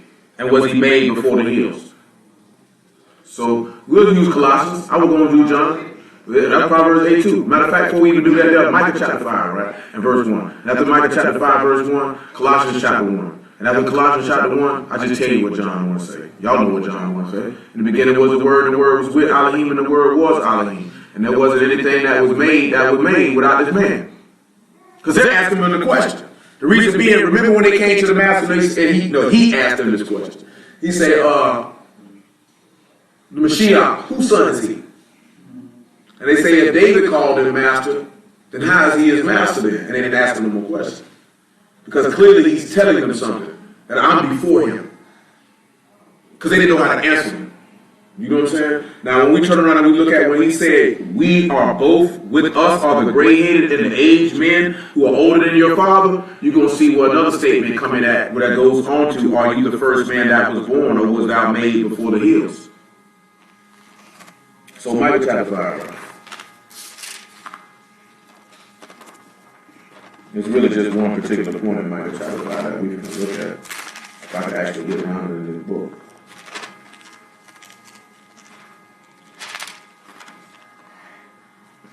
Look, Mike, what you doing over there, boy? I see you.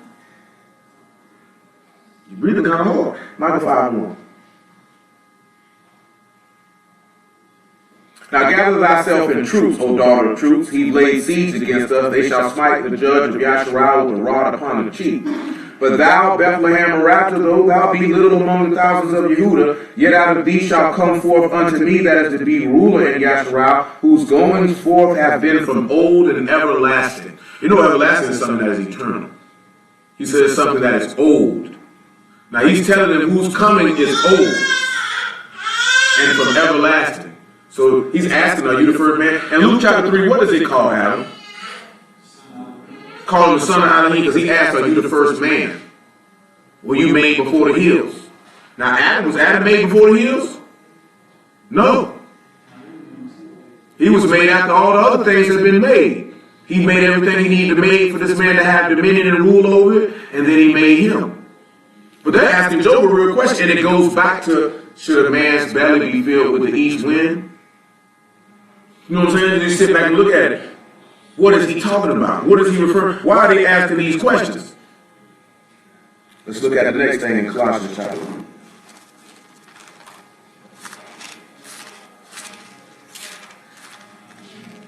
Part 1 and 13, I suppose.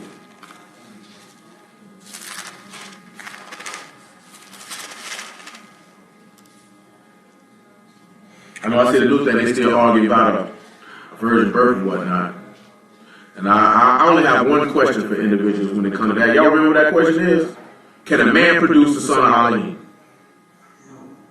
That's the only thing I got to ask you. Can a man do that? Okay, you want to say Joseph is father, then, so you mean to tell me Joseph can produce a son? How do we know that that particular sperm was going to fertilize for her egg to produce it? Because I don't know any man that can control that.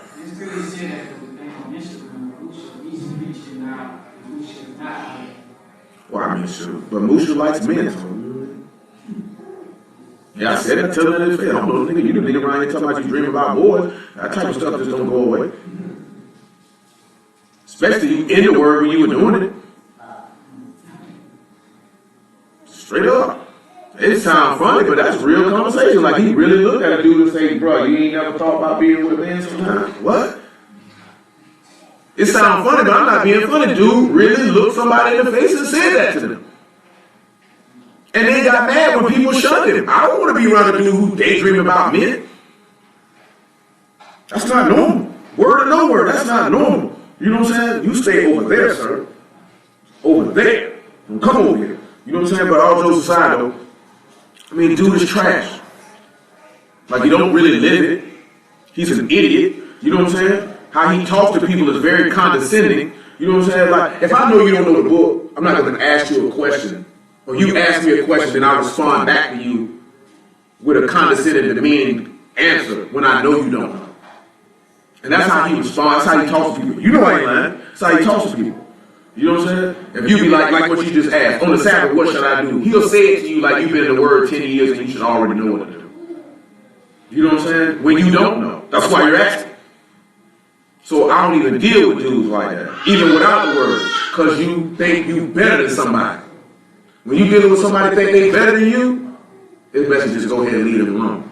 You know what I'm saying? Even with the Most High saying that we above all nations, just because we know in His eyesight we better than Him, He don't tell us to navigate and move around with people like that. He told you not to oppress and vex the stranger because you got the heart of a stranger. So He's trying to tell you, make sure you maintain your humility. But just know, I rock with you though. I'll lift you up and show you that you're greater than everybody else by my own might and my own power. You don't need to be walking around like that. That's what got your ancestors in trouble. That's why these niggas out here wilding in these streets now. Oh, we Hebrews, but you lie though. But you cheat on your wife though. But you get drunk though. You beat your wife though. These dudes be out here with swinging parties, bro. I ain't telling you what a nigga told me. I'm telling you what I know. Swinging, swapping wives. These got multiple wives and turning their wives into lesbians as they encourage their wives to perform sexual relations on one another. And get up and preach every Sabbath like it's all good and they know what they doing. You know what I'm saying? And dudes will not call these dudes out for this stuff.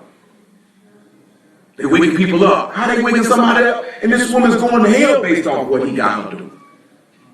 You know what I'm saying? Where do you get it in your mind it's cool for, let me get Stanley wife and Stanley get mine? How does that enter in your mind that's the right thing to do? How does it enter in your mind there's 6 bottles of wine and I'm going to drink all 6? Do you know what I'm saying? I'm going to snort this cocaine. It's all right for me to lie to this brother. It's all right for me to be prideful and look down. Where does that come from? And you're going to tell me that's the attributes of y'all? No, I don't believe that. I'm not going for that. And I will tell you that you will lie to your face. I don't have a problem with it. What you going to beat me up? Go ahead. Then the man going to come see you about it. And then he might let me see you when he comes see you about it. And then, hey, that's on you. I'm going to keep it moving. Because at the bare minimum, all they can do is kill you. So what? You know what I'm saying? If you serve y'all, you scared to die, time to get another occupation. Because eventually they are going to kill you. If it's not the Hebrew, it's going to be the government. Whatever government it is, they're going to kill you. Because you can't stand for this and speak this openly and live this openly and think that you're going to keep living when the whole world begins to get condemned by the word. If you got it in your mind and ain't nobody going to touch you, you lying to yourself. Because they show stones like right. He say, man, how you think y'all going to profit bucket in the man's commandment? They said, nigga, we don't want to hear you talking about. Wow, hit him in the head with a rock. You know what I'm saying? Straight up now. How many prophets, he said, how many prophets have your fathers not persecuted and killed? How many of them they ain't killed? Well, they were coming for Elijah, to Elijah like this here, man, go ahead and let me down. I ain't no better than the rest of them. So don't lie to yourself, man. Those people going to be the first one to come see you. 1 of 13. As a matter of fact, we got to get straight to the point. 1 of 15. Who is the image of the invisible Alahym, the firstborn of every creature? For by him were all things created that are in Shalahim and that are in Arats, visible and invisible, whether they be thrones or dominions or principalities or powers. All things were created by him and for him. He is before all things, and by him all things consist. He is the head of the body, the synagogue, who's the beginning, the firstborn from the dead, that in all things he might have preeminence.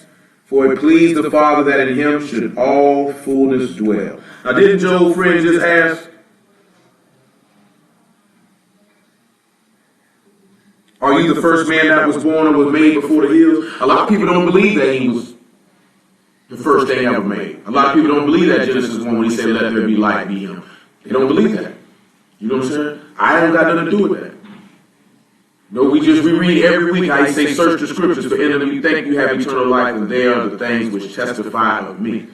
You know what I'm saying? We believe that. All these things are pointing to him. As Hosea 12 and 10 say, let's go and get that Hosea 12 and 10. We read it a long time. Because if you believe that he was the firstborn of every creature, then you have to believe that he was made before the hills, before anything that was made, that he was made. One thing about it, man, just like he told them in Ezekiel, and I just tell y'all this when y'all be out doing whatever it is that you do. He say tell them whether they hear or forbear. He didn't tell you to sit there and argue with them until they see it your way.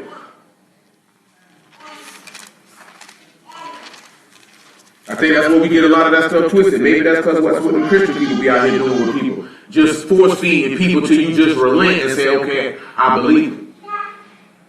You know what I'm saying? You just give the information and let the person do with it what they will and let y'all do whatever it is that he chooses to do. You can't make people follow y'all. I don't know why we think you can't make anybody do anything that they don't want to do. A lot of us feel that way. If I just keep talking to them, they'll come around. Maybe, maybe not. That person will do what they want to do. It's a lot of people, they try to talk their people out of getting high, but if them people want to stay to get high, they're going to keep getting high. You know what I'm saying? You try to talk to people out of committing crimes, but if they want to run the street, they're going to run the street. You know what I'm saying? If your daughter like this here, right, Brittany Jones dad say, hey man, we've been telling her for years to stop doing this type of stuff. But if she want to continue to be promiscuous and put that out for public consumption, it's nothing matter what he says to her. No, you have to be tired of being tired. You have to be tired of doing what you're doing. And that's when a person's going to change. That's when they're going to stop. If they're not tired, they're going to keep on doing it. You know what I'm saying? I knew dudes when I used to hustle, they be like, "Shit, bro, I'm tired of selling dope, bro. I'm not going back to jail. Them boys ain't selling dope no more." They were tired. I knew boys that said, "Well, I can't go back to jail," but they were right back out there on the block though, and went right back to jail. Because you weren't tired. When you tired, you start doing what you're doing. You get tired of resistance. That's why we told Paul, how easy is it for you to kick against the pricks? How long you gonna keep fighting this salvation, man? You ain't tired of doing that yet. A lot of people ain't tired of fighting. Trying to hold on to their life. Hosea 12:10. I have also spoken by the prophets. I have multiplied visions and used similitudes by the ministry of the prophets. So we know that the prophets are using a similitude of what? Of who? What are they trying to go about the model that this is similar to? Because we don't say the law is a shadow of good things to come. So it was something that they're all pointing to, which Peter told us about. They're pointing to the suffering of Mashiach, and he showed you that this is what this whole book is about. And that it's about us becoming the sons of Alahym, and somebody had to set that pattern for you to become that. You know what I'm saying? And a man couldn't bring that forth. Basically, Alahym came forth as a man to bring that about. Because a man couldn't do it. A man, you can't, none of us produce a son of Alahym. You can't do it. We got it in our minds that, you know, that basically man can make himself God. Y'all know what that is, right? That's alchemy. You know what I'm saying? Y'all ever heard of that before? That's alchemist is somebody said they turn base metals into gold, but the spiritual connotation is man can turn himself into God. You know what I'm saying? It's a lot of celebrities wrote that. We watched the interview years ago where Will Smith was talking about that. You know what I'm saying? I read the book on alchemy in prison. You know what I'm saying? But that's what they own. Man becoming God. And we got it in our mind that we can do that without him. And that ain't nobody but the devil. What we need to hit after this here, man? Let's sit back and look at what the secret of Alahym is, and does he keep this wisdom to himself? Let's look at Matthew chapter 11, verse 25.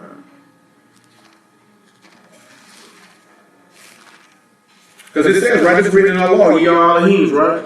But you should die like men. But how did you become that? Because, you know what I'm saying, how are you able to become that?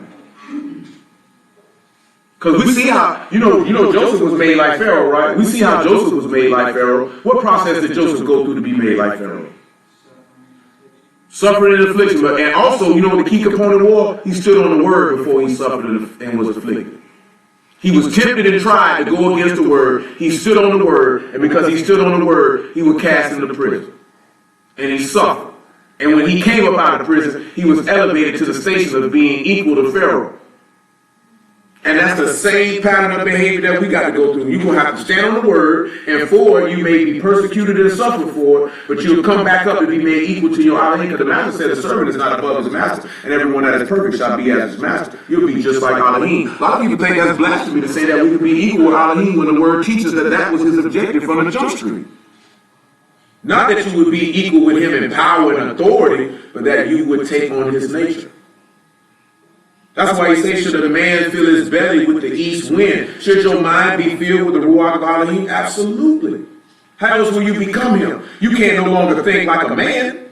You have to think like Alahym. How does Alahym think? Goodness, faith, mercy, forgiving iniquity for thousands. You know what I'm talking about? Long suffering, gentleness, kindness, joy, peace. These are all the things that make him who he is. If you don't have these things in your mind, then you can't become him. How do you expect to dwell in him? Because this man ain't dwelling in no iniquity. He ain't dwelling with no sinners. He's clear on that. He said that too many times in this book. We ain't even got to go to the New Testament for that. And Bruce overlooked that. That man said, get all the sinners up out of the earth. Say the ungodly will not dwell with him. Say liars will not dwell with him. Ain't gonna happen. And that's why I be tripping on why nobody don't call these dudes out for being sour. Because now you got respect of persons. I don't care if that man been teaching you for 30 years. If he right here sleeping with all the women in the congregation, call that nasty bastard out. You know what I'm saying? And then after you call him out, I'm leaving. I don't know what y'all gonna do. I'm not staying around here with this. You know what I'm saying? There's no shame in that. That doesn't make anything that he taught wrong. You know what I'm saying? Unless it was wrong according to the word. Just because he's sour don't mean the word's sour. Though sometimes that happens when somebody be sour when they go to thinking that the word's sour. Now, like he said, the scribes and Pharisees sit in Moses' seat. Everything they tell you to do. Just don't do after their words. Don't make the word wrong. Just because he wrong, the word's still right. Matthew 11:25.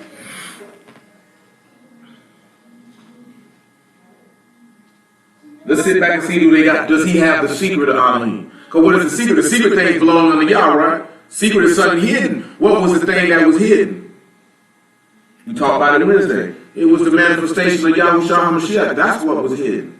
Because there's a lot of things that happen in this book nobody understands. I give you an example of things that were hidden. Elijah gets taken up into a whirlwind and sends his spirit down on Elisha. Why did that happen? Yeah, what was the purpose of that? Why is that in there?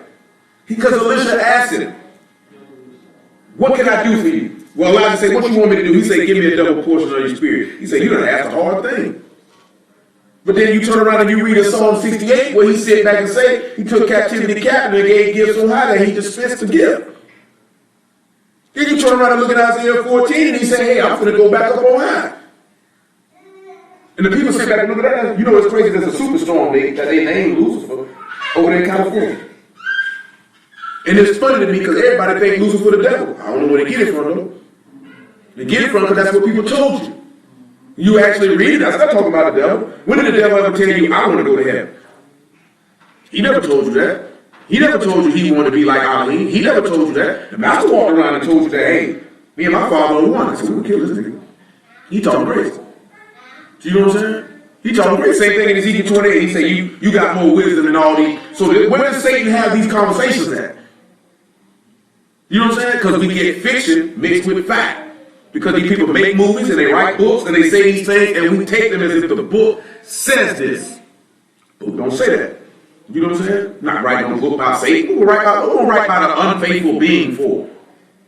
Why am I giving this type of person even that much attention? Because we live in a society where we give people who don't deserve attention more attention than they deserve. You know what I'm saying? You know, Donald Trump get a lot of attention because he's president. You know, before he became president, no one gave him any attention. They knew he was an idiot. You know what I'm saying? What am I going to get? He's just a rich idiot. Now that he's president, he gets more attention than he deserves because he's an idiot. You know, if you give a fool to, like I said, man, what do you say? You go to the circus, entertain clowns. You stop watching, they stop performing.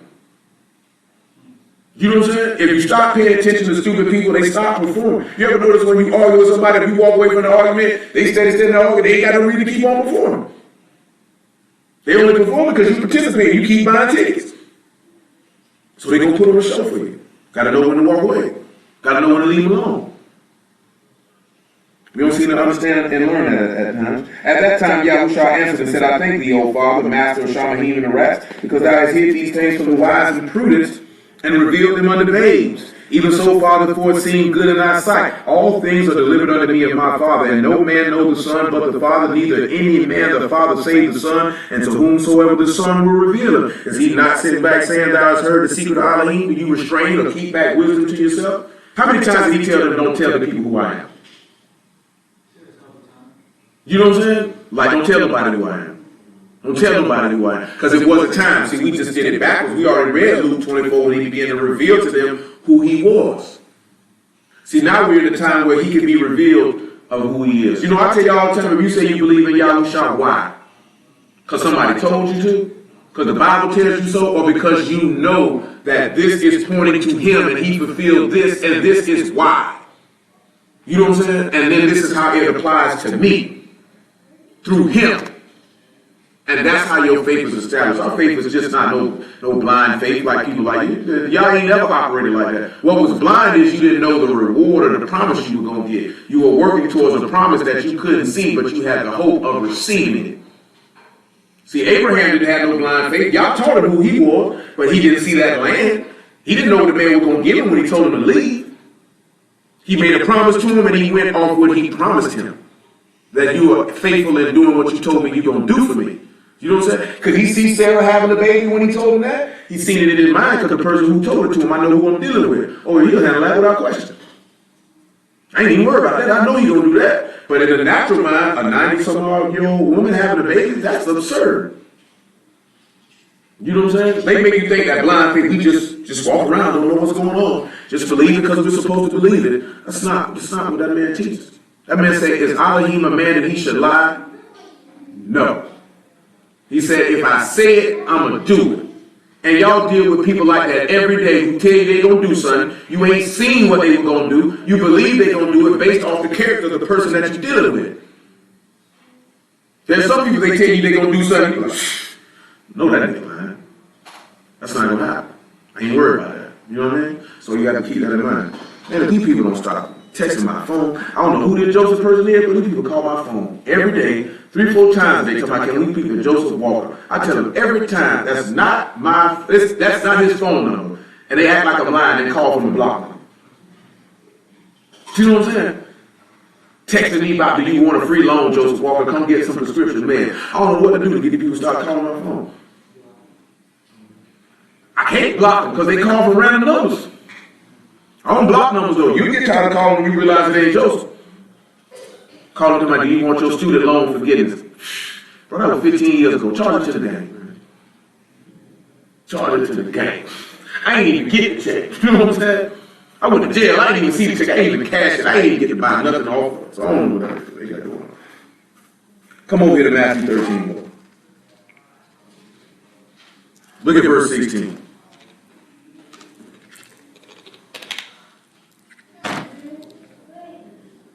But Baruch are your eyes, for they see, and your ears, for they hear.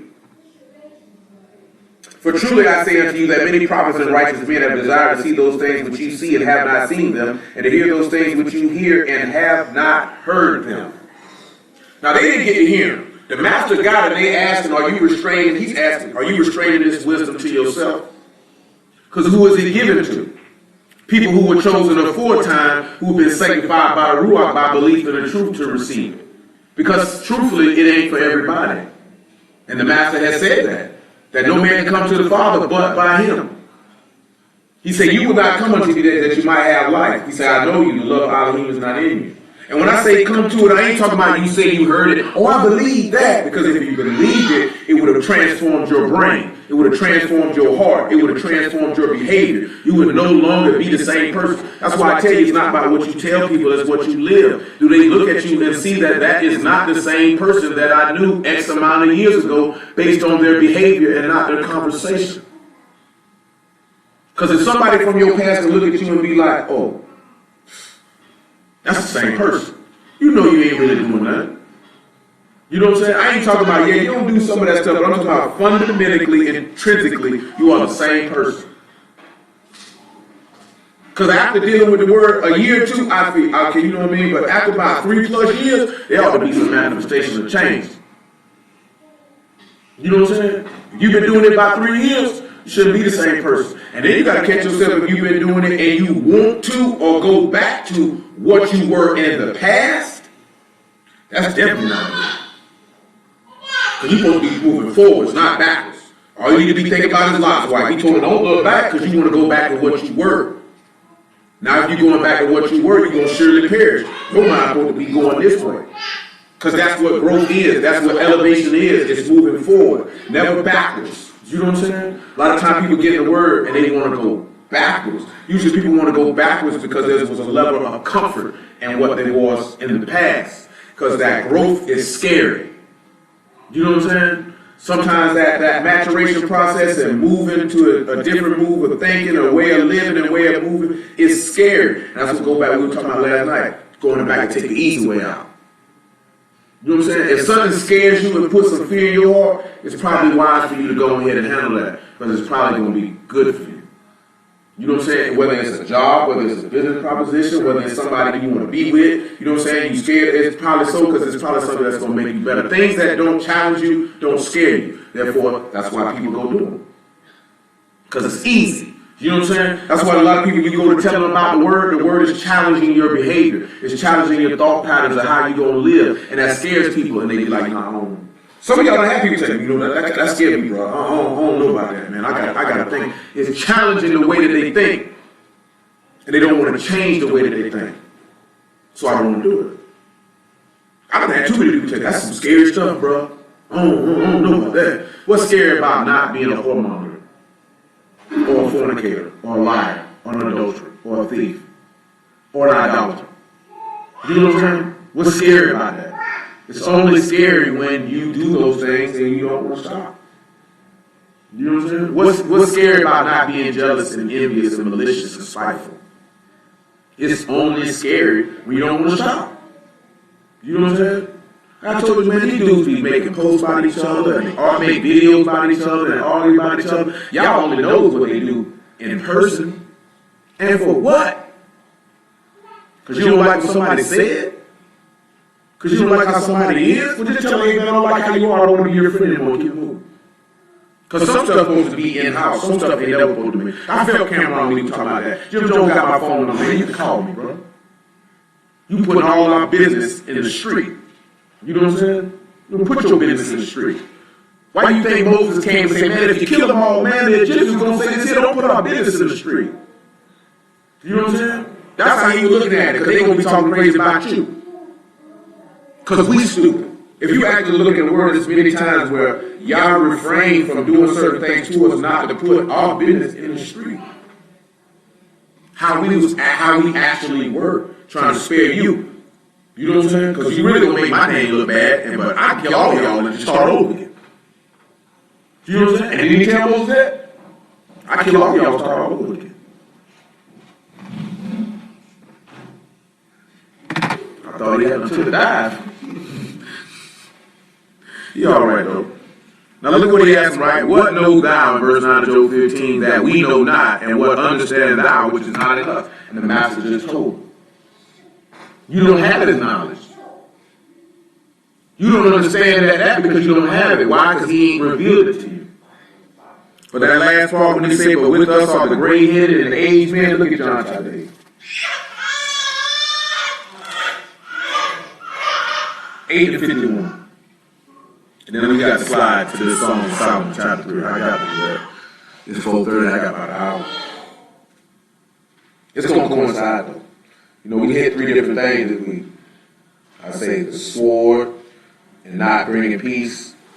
Because, you know, that's a lot of things that people use and say the master ain't real. You know, he said he ain't come to bring peace. He didn't know. All he's saying what his father told him, ain't no peace to the wicked. So, of course, I ain't came to bring no peace to no wicked person. How is that possible? Now I'm going against what my daddy on. My daddy said ain't no peace to the wicked, so I ain't come to bring that for you. You know what I'm saying? And you said, I didn't come to bring that for you. And if you righteous, you ain't going to have no peace. You're going to have trouble. Every righteous person in this book had trouble with other wicked people. Who did Cain had trouble because his brother Abel was righteous, so he mad. I want to kill him. You know what I'm saying? Noah even had trouble because Ham wanted to look on him while he naked. You know what I'm saying? It's not trouble in the sense of how we look at trouble, but you're going to be persecuted. Persecution always starts in the house. Always. John 8:51. Truly, truly, I say unto you, if a man keep my saying, he shall never see death. Then said the Yahudim unto him, now we know that thou hast a devil. Abraham is dead, and the prophets, and thou say, if a man keep my saying, he shall never taste death. Art thou greater than our father Abraham, which is dead, and the prophets are dead? Who makest thou thyself? Yahushua answered, if I honor myself, my honor is nothing. It is my Father that honor me, of whom you say that he is your Alahym. Yet you have not known him, but I know him. And if I should say I know him not, I shall be a liar like unto you, but I know him and keep his saying. Your father Abraham rejoiced to see my day, and he saw it and was glad. Who remember how Abraham seen this day? Genesis 15.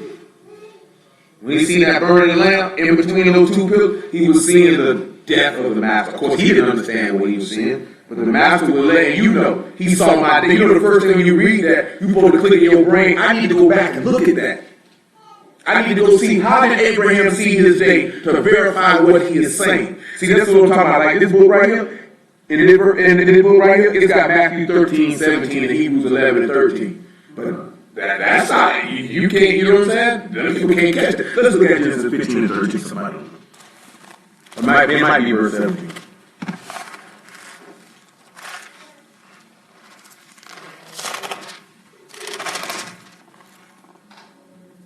Yeah, verse 17. Now remember, like verse 12 tells you that Abram when the sun went down, a deep sleep fell on him. So it means he's a prophet. Because remember, it said Yahuwah reveals himself to his prophets in visions and in dreams. And we know the testimony of Yahushua is the ruach of prophecy. Remember, he said, I use similitudes by the ministry of the prophets and multiply visions. You know what I'm saying? That's what he's getting. He said, it came to pass that when the sun went down and when the master died, what was going on? Sun went down. And it was dark, behold, a smoking furnace and a burning lamp that passed between those pieces. The master was what? Right there in the middle, and what was on the side of it? 2 thieves. He said he's a burning lamp in a furnace. How is he a furnace? Because he said, I have refined you as silver is refined in the furnace of affliction. He said, I baptize you not with water. He said, but he will baptize you with fire in the Ruach HaKodesh. I would say, are you able to be immersed with the immersion that I am immersed with? You know what I'm saying? He said, if my Father has kindled the fire, he said, who am I to put it out? Because he said, you to kindle the fire, me that burns to the Lord's hell. So when he said, he's the light of the world. So that's what he was seeing. He saw his day and he was glad. Why was Abram glad? Because he told him when this happened, your children would be set free. Because look at the next thing he promised him. He promised him that land and that he would give it to him. Did Abram understand that wisdom that he had? No. But also this is showing you come back to John chapter 8 that the master knew the secret of Alahym and nobody else did. You know what I'm saying? Because this Bruce right now will read that John 8 and he say, well, how did Abraham see his day? They're not going to be able to tell you. But you need to know what he meant. Like, you ain't supposed to just read that and be like, he said Abraham saw his day and he was glad. Well, brother, what did that mean? He saw his day, he was happy. You ought to know what that means. When you know what that means, then you can be able to understand that this is also referring to our freedom from sin and death, and not only from captivity of men, but captivity from death. Verse 57, John chapter 8. Then said the Alahym unto him, thou art not yet 50 years old, and thou hast seen Abraham. Didn't he just say, man, the gray-headed and the aged is with us? He said, but you talking about you done seen Abraham. They said, you ain't even 50. Say, we older than your daddy. Guess what he told them? Yahushua said unto them, truly, truly, I say unto you, before Abraham was, I am. Are you the first thing that's ever born? Were you made before the hills? When he told them, I am, you know what he just said to them. What did he just say to them? Yeah, he just told them, he just told them Exodus 3 and 14. So we know this nigga crazy.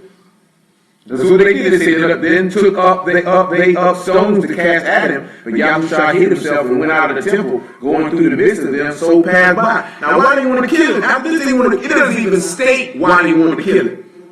But if you know the word, you know why they wanted to kill him. Because in their mind, we don't need any more testimony. You just condemned yourself. You just stood before all of us and said, I'm a higher, shall higher. We got to kill this nigga. He didn't say he Alahym. This man is on drugs. That's how they felt. Would they be wrong? But he said the one that be a ruler is going forth is from everlasting and old. He just told them. So I had something else in Job with the secret. I can't get it right now. Songs of Solomon chapter 3.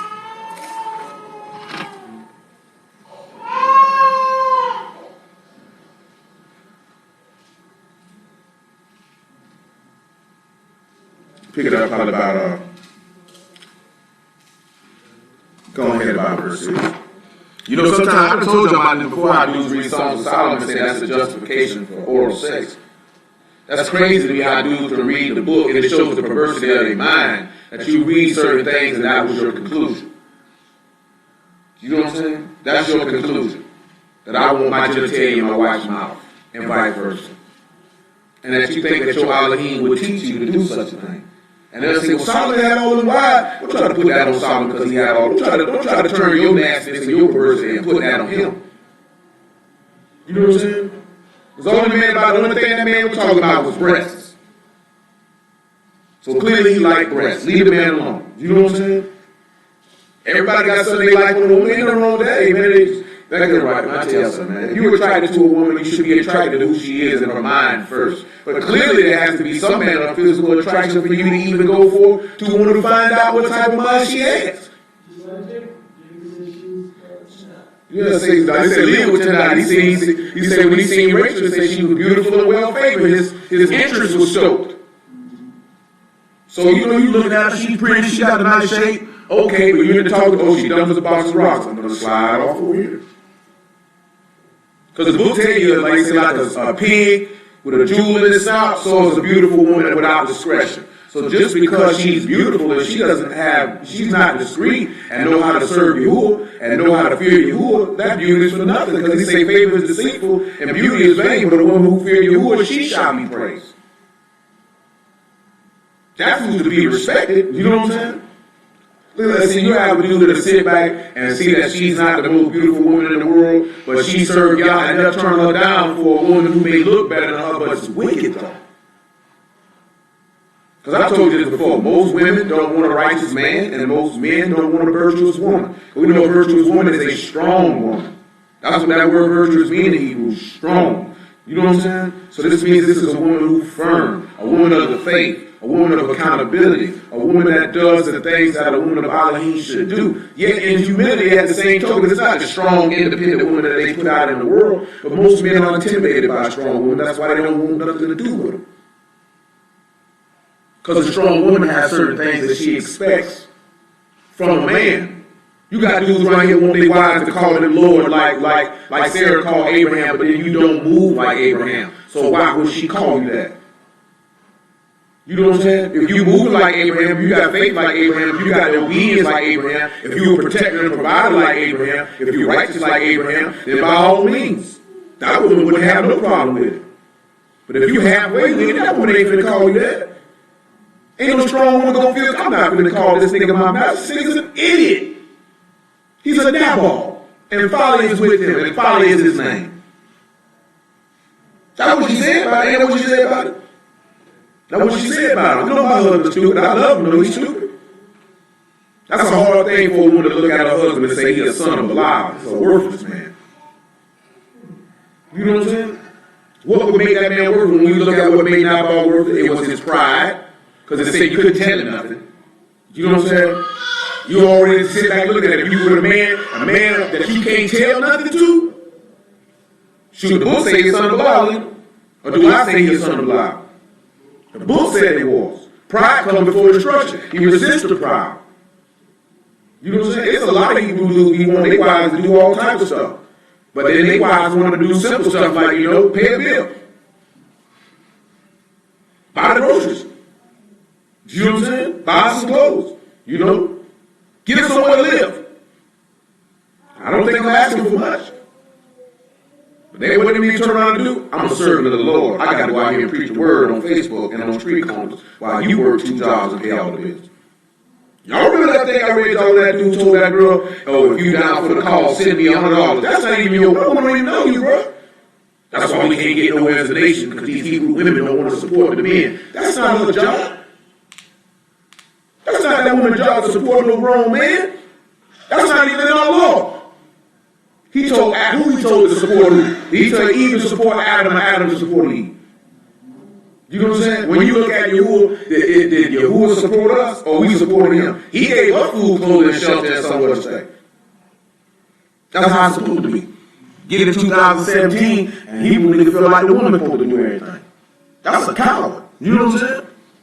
As a man, you should feel happy to take care of your spouse. Y'all was pleased to do those things for us. He was pleased to give you clothing. He was pleased to give you food. He was pleased to give you a land. That's why he said, I'm pleased enough to give you a land that you didn't even have to till it. I'm pleased enough to give you houses you ain't even build them. I'm pleased to give you wells you ain't even dig them. You know what I'm saying? I give you the best of everything. And I give you my word. Huh? What is that? You know what I'm saying? I'm being honest though. It pleased him to do that. David said that it pleased Yahuwah to make us his people. So if it pleased him to make us his wife, then it pleased him to do for his wife. And that's how a man's supposed to think, how he's supposed to operate. It quite naturally to please that woman to serve her husband. Because I ain't got to worry about that. So that's why he used the husband-wife narrative or the parent-child narrative, because of that security, that protection, and that provision that a parent's supposed to provide for their child, that a husband's supposed to provide for their wife, and it gives you confidence that you can securely walk with this person. You know what I'm saying? Most of us know people who had irresponsible parents, and how they don't really trust their parents. You know what I'm saying? Because their parents didn't come through in the clutch. Then you know people whose parents came through in the clutch, and you look at the admiration and love that child has for their parent. Why do they have that? And then you also notice that if their parents did do that they compare people to their parents. You know what I'm saying? If a woman's father was on point, she's going to compare every man she comes across to her father. If a man's mama was on point, he's going to compare every woman he comes across to his mother.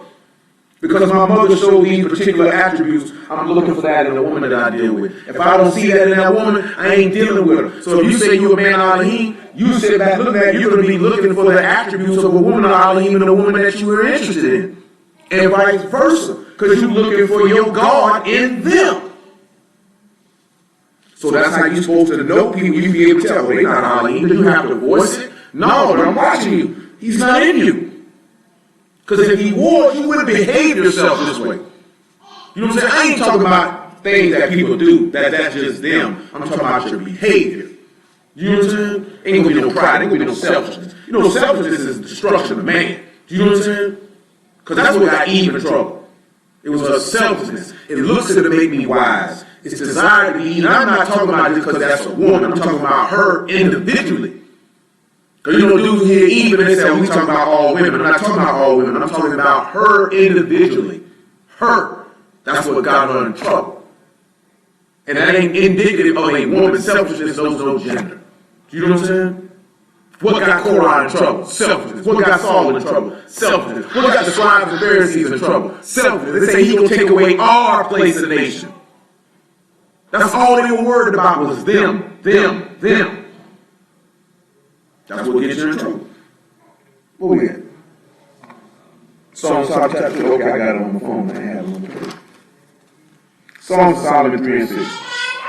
He said, who is this that come out of the wilderness like pillars of smoke, perfumed with myrrh and frankincense, with all powders of the merchant? Behold his bed, which is solid, and 80 valiant men are about it, of the valiant of Yasharal. They all hold swords, being expert in war. Every man have his sword upon his thigh because of the fear of the night. What do y'all believe that he possibly could be referring to when he's sitting here talking about who is this? They're asking the question, who is this coming out of the wilderness? They got frankincense and myrrh on them, powders of the merchants. Then they say, behold their bed. Got some strong men with them. Then he turn around and say after that, and they got swords, and they experts in war. And they say, well, hold on, now listen to that. He say, every man having his sword on his thigh because of the fear of the night. Well, let's sit back and look at this, everybody. Who is this that's coming up out of the wilderness? Now, when we sit back, we know what wilderness is. That's midbar. That's a pasture or an uninhabited land. So think about this here, uninhabited land. Think about uninhabited land. Let that sink in your brain about uninhabited land. Then they say he come and he says pillars. When we sit back and we look at pillars, it's a palm-like spreading at the top, or i.e. a cloud. Just like he said, right? Or a cloud. And that's tomorrow. Then they say he's powdered with all frankincense and myrrh, and he got stuff from the merchants. Or a trafficker or a trader. What do you think that uninhabited land is that's he coming up out of this wilderness, this uninhabited land? Do you have an idea what that could be? Anybody got an idea what that could be? Anybody watching got an idea what that could be? Anybody got an idea what that could be? An uninhabited land. Did the master go to an uninhabited land? Y'all know any uninhabited land he went to? Say Egypt was gladly inhabited. Y'all got an idea where he could have went at? They didn't give him frankincense and myrrh. I can understand your perspective on seeing that. Not mad at you at all. But you got to remember, Egypt was inhabited. He was back in Bethlehem.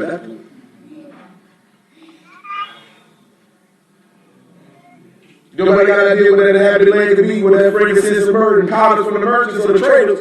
Go over here to Matthew chapter 26 and after that, John chapter 20. Yes, ma'am. Say she just said the same thing you said, the tomb. Did he not get put in the tomb that was uninhabited, that no man had ever laid in? So you looking at this months ago?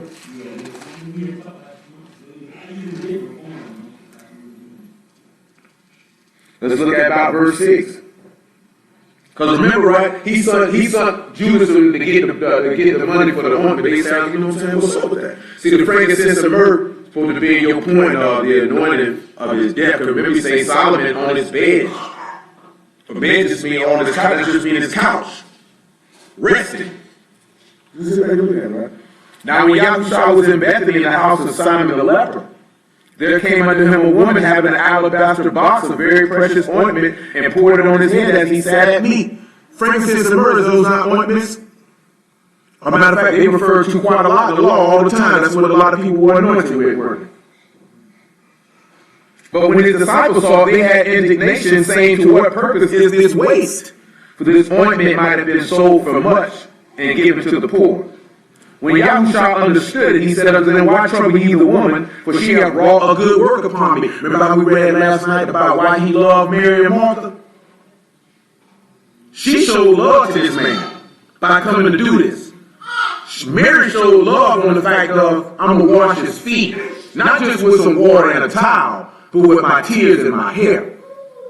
Because remember, he that loveth much, much is forgiven. He that loveth little, little is forgiven. For love covereth a multitude of sins. What is that? Like I say, that word is bandied about, but it's really the manifestation of that love. You have to show this man. It said Yahushua loved Lazarus, Martha, and Mary, didn't it? He said he loved them that loved him. So then you have to look at, why did he love these people? Because they loved him. They showed him that they loved him. He didn't say walk around and say, Yahushua, I love you, man. He didn't do that. They showed him. He knew. You think, how would you feel about a woman if you sat and came in the house and she come in here and start washing your feet with her tears and then dry your feet with her hair? What are you going to feel about somebody who does that to you? You know what I'm saying? I've told you this before. It's a lot of times people show you love and you overlook it because people don't really know what love is because they haven't actually had anyone show them any love. To the point where a person don't even have to tell you they love you. You knew they loved you based on what they did. And like I told y'all last night, man, loving somebody is to put someone before yourself. If you love somebody, you will put them before yourself. When you love somebody, it's never any eyes. It's always we. It's always collective. You know what I'm saying? You hear somebody always talking about you did. I'm talking about, I ain't talking about somebody you with, friends, family, and all. And it's always I, me. Or 99.9% of the time, they don't love you. Do you know what I'm saying? You see, when the master came around, it was never no eyes. It was always about the people. It was all, even when Daniel prayed in Daniel chapter 9, he didn't say they have sinned. He said we have sinned. We have done wickedly. We have done perversely. He wasn't trying to separate them niggas that way. Even when Moses did it, he didn't separate himself from the people. Matter of fact, he loved the people enough to say, just go ahead and block me out. He didn't think about himself to say, I could be cut off from Alahym. He said, if this will save the rest of them, kill me then. He didn't have to tell the people he loved them. He showed it to them when he did that right here. You know the master didn't walk around there time telling these people how much he loved them. Not one time did he tell them. He made mention Alahym so loved the world, he did this or did this or did this. Only time he told them about love when he was talking to his apostles, about how he loved them and how they should go love others. He didn't walk around telling the people how much he loved them. He just did it. You think them 5,000 and 7,000 people he fed, they need to hear him say that? He showed them that. He told his apostles, oh, they can't keep going now. They're going to faint away. They've been following. We got to give them something to eat. You know what I'm saying? He seen the lame people and the blind people and the deaf people, the people afflicted with demons and all that type of stuff. He just came through in the clutch for them. And when he did, he said, don't tell nobody now. I got to go. They didn't need this man to say, I love you. He had to show them. He said, I was blind, now I see. I couldn't talk, now I can. I was vexed with a grievous spirit, now it's gone. You know what I'm saying? He showed them. When you look at you would never had to tell us how much he loved us. He didn't like to say, he just told you what he was going to do before he did. He said, I love you, I'm going to kill all the Egyptians. You know what I'm saying? He didn't, matter of fact, he didn't tell you I loved you. Matter of fact, he didn't come back and tell you he loved you to Deuteronomy 7. He said, I didn't set my love upon you because you were greater than any other people. He said, you were the fewest of all people. He said, but because your fathers loved me and I loved them, Abraham, Isaac, and Jacob, I came and delivered you out of the furnace of bondage, out of the house of bondage, out of Mizraim, out of Egypt. That's real love right there. Real love doesn't even have to be told. You can feel it. Though I know most people, natural people, they like for you to tell them that you love them. They like to hear it. You know what I'm saying? Yahuwah doesn't really go through the word telling us a lot how much he loved us. But if you were of him and you knew him, you saw it by his words towards us that this man loves his people. You know what I'm saying? If you really sit back honestly and think about it, how many times do you read about Yahuwah telling us he loved us? Only when he was about to bring wrath upon us because we had been forsaking his love. That he would let us know how much have I loved you. And look what you have done. Do you know what I'm saying? Because that's when you know the love is genuine and sincere. When it's blameless and spotless. When it's shown unto you and not told unto you. You know what I'm saying? That's how God operated. That's how the master operated. And that's how we're supposed to operate with each other. You know what I'm saying? These shouldn't have to be like, say I love you, boy, you should already know. Shoot, I know you do, bro. What did Peter say? When he asked me, he said, Peter, lovest thou me? What did Peter say? You know I love you. You know what I'm saying? You don't need me to tell you. You know I do. How did he know Peter loved him? Because Peter rolled with him the whole time. When it got real, who was the first one to up his sword? Who was one of the first ones at the sepulchre? Who was the one who said, oh, you the Mashiach, you the son of Alahym? Who was the one to say, where we gonna go? You got the words of eternal life. Peter didn't have to tell him. He showed him the whole time he was with him. See, we overlook stuff like that all the time. We overlook stuff like that. You never really noticed that he didn't tell them. He didn't tell them. He didn't have to tell them. They knew. Peter, that's why Peter said, you know I love you, man. You know this. Well, why would this man be confident enough to tell Mashiach he know he loved him? Because I've been showing you I love you the whole 3.5 years you've been here. I've been showing it to you. That's why he got vexed when he kept asking him, because he know you know I know. That's how we're willing to go to the grave behind you, man. Paul was willing to kill whoever behind you, man. You already know what it is. And that's how we're supposed to love each other. There shouldn't be no doubt. You know what I'm saying? I shouldn't have to. Come tell you like this, right? Y'all young. When that ecstasy first came out, them niggas be on the pills. That's the first thing they go, I love you, bro. No, you know this nigga don't love you. Why I love you, my nigga? Why I love you? 30 minutes later, he gonna up that foul. Do you know what I'm saying? What that was? Niggas just had me listen to a song by Drake I ain't never heard it before, though. Tell my niggas showing me fake love. My brother just posted about it, too. It tripped me. So I got people showing me fake love right to my face. They did Mashiach like that all the time. You don't really love me, man. It's all right, though. You know what I'm saying? I know what time it is. Ask me these stupid questions. You know what I'm saying? Oh, yeah, man. Wait a minute. Matthew chapter 1. Oh, I got to finish this verse. Verse 11. For you have the poor always with you, but me you have not always. For in that she poured this ointment on my body, she did it for my burial. Truly I say unto you, wheresoever this gospel shall be preached in this whole world, there shall also this that this woman have done be told for a memorial of her. Because y'all know how I feel about that. You know Hebrew dudes like to go off on women like this all the time. Like, you know what I'm saying? You know, we just did a few weeks back to back dealing with numerous righteous women. You know what I'm saying? Like, we're not on that. Y'all ain't got no business walking around here disrespecting your women ever. Period. Not at all.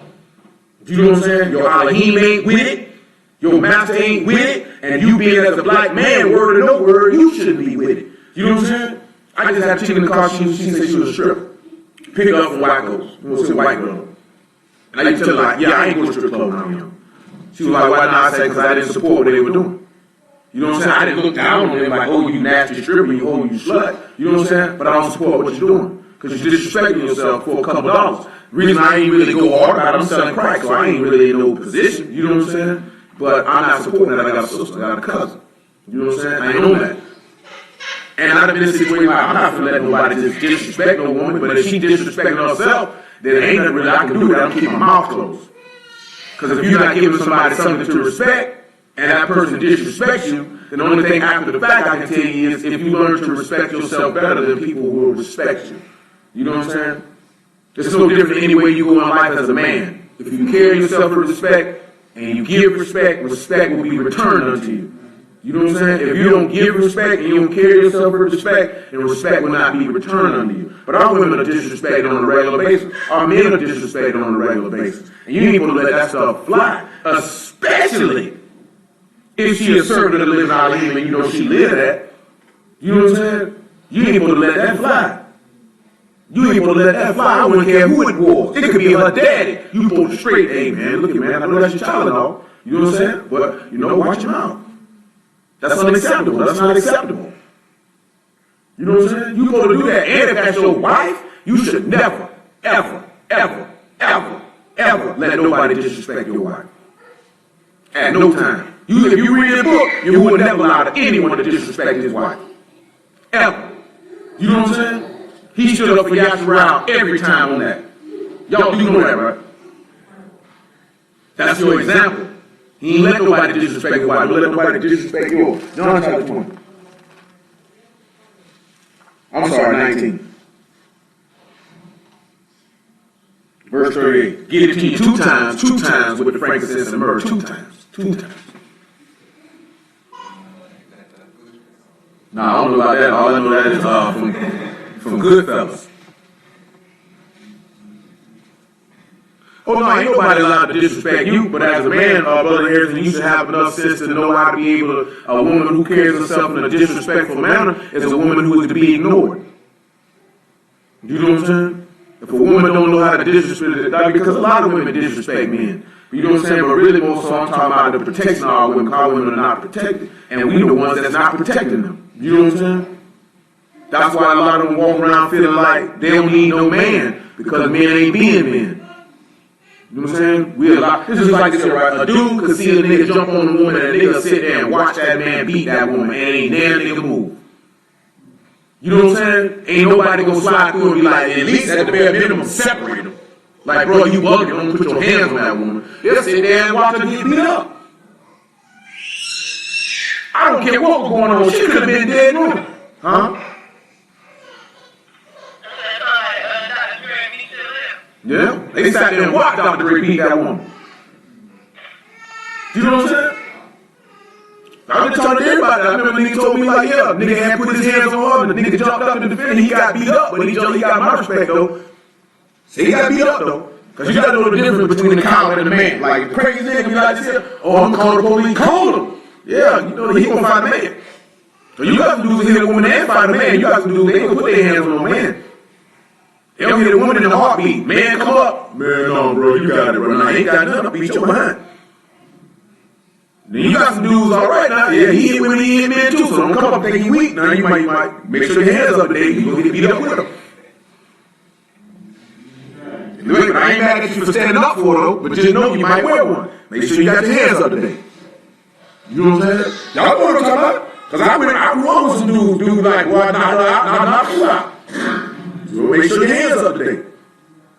But you ain't supposed to allow that. You know, dudes hear people get beat up all the time. Hear women get beat up, they don't say nothing. Like, I ain't gonna call the police, but I'm gonna see what's going on. I ain't calling the police on nobody. You know what I'm saying? I ain't calling the police. Period. You know what I'm saying? I'm not calling the police. I don't deal with calling the police. I tell somebody else to call them. I'm not gonna call them. Because I don't want to talk to them. I don't want to be involved with them. Maybe that's just because of the lifestyle you lead, man. I'm straight on that. You know what I'm saying? But there are some matters, though, I'm going to call them. You abuse a child, I'm going to call the people on you now. And I'm going to sit there and tell you I called them, and I'm going to wait for them to come get you. You put your hands on a woman, we might do something. Because I ain't with that. I wish a nigga would put their hands on my mama. You know what I'm saying? So I was just telling them a couple weeks ago, man, my cousin was pregnant with her son. But his daddy was mad that she wouldn't name him after him. So he began to threaten her life on the internet at that. So I know you ain't gonna do nothing. You know what I'm saying? But at the same token, I know how men are about women, and they're gonna take that chance. Our homeboy just got a rental. We were like, we can get that fire, and we're gonna ride to Atlanta, and we're gonna kill it, and we're gonna come back home. Straight like that, like we don't thought about it. We were gonna put a bullet in their brain, break the gun down, drop them in various sewer drains across Atlanta, Georgia, and hit 95 south, come back home. Because you're not gonna do nothing, no. I guarantee you that.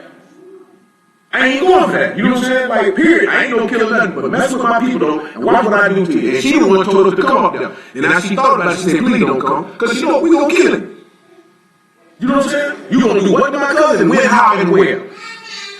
Oh no, you're not. Oh no, you're not.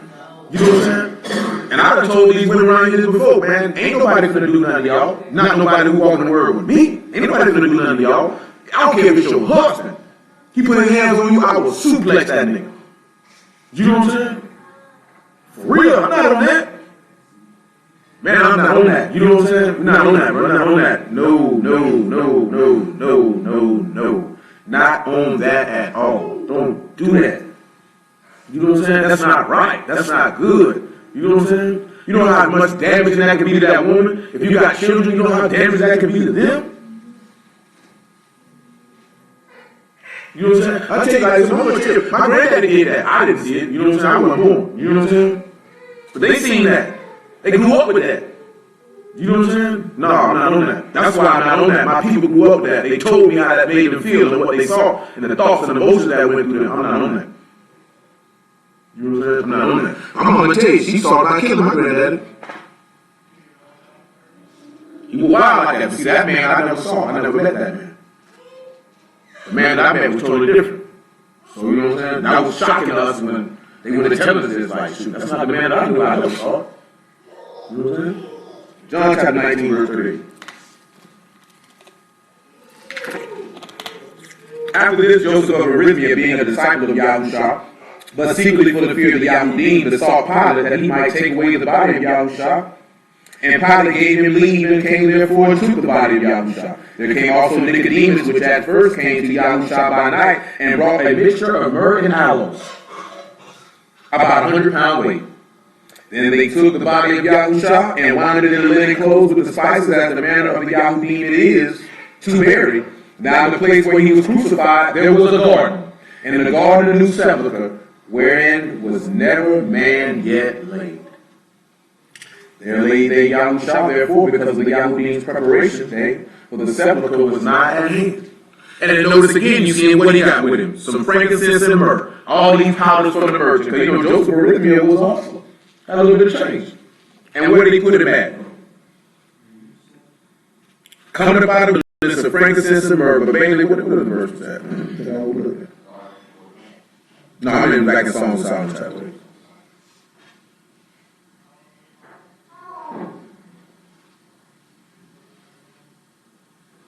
Well, verse 6, who is he that come up out of the wilderness like pillars of smoke, perfumed with myrrh and frankincense with all the powders of the merchant? Oh, that's right, the word wilderness, the uninhabited place. You notice he put it in a new garden, coming up out of an uninhabited place. Nobody was there. You know what I'm saying? And that's also sitting back showing us about dealing with the fact that how we got to lay in the grave with him in that uninhabited place and to go suffer with him outside the camp. Hebrews chapter 13. Then we come back to Psalm Solomon 3, it's 506.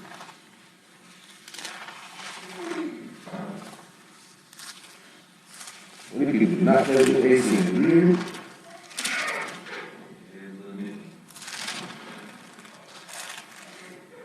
Hebrews chapter 13, by verse 8. We'll make it verse 7. He said, remember them which have the rule over you, who have spoken unto you the word of Alahym, whose faith follow, considering the end of their behavior. You know what I'm saying? Now the master had rule over us.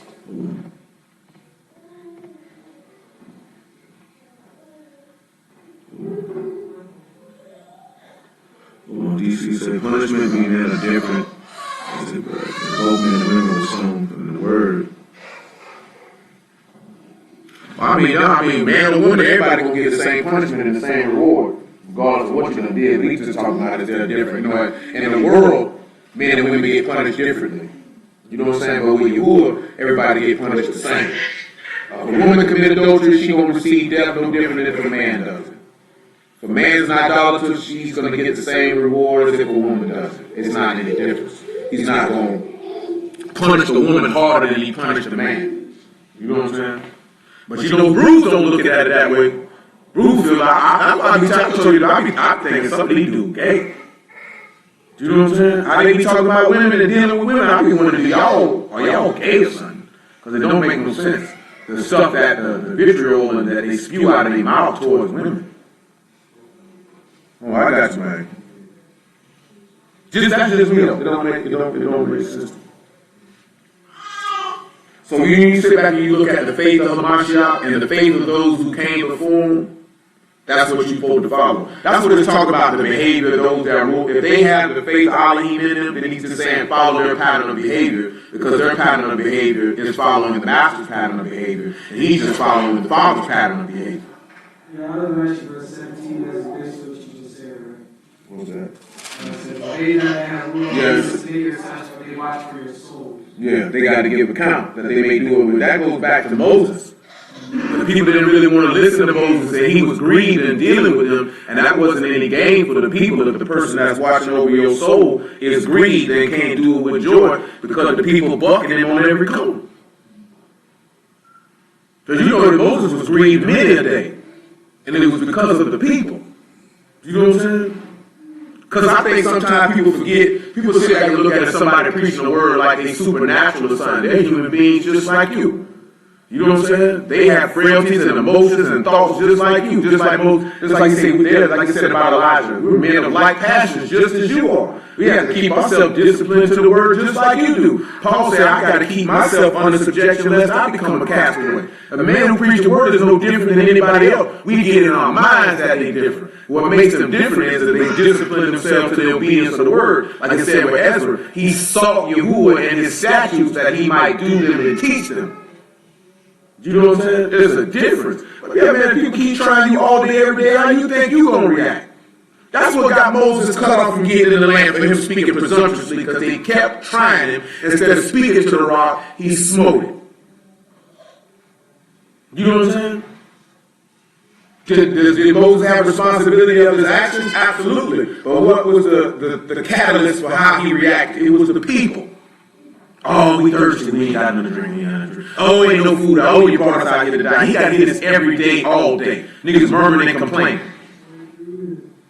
Oh, who he think he is, man? He trying to lead us like this. After a while, you want to just go through slapping people.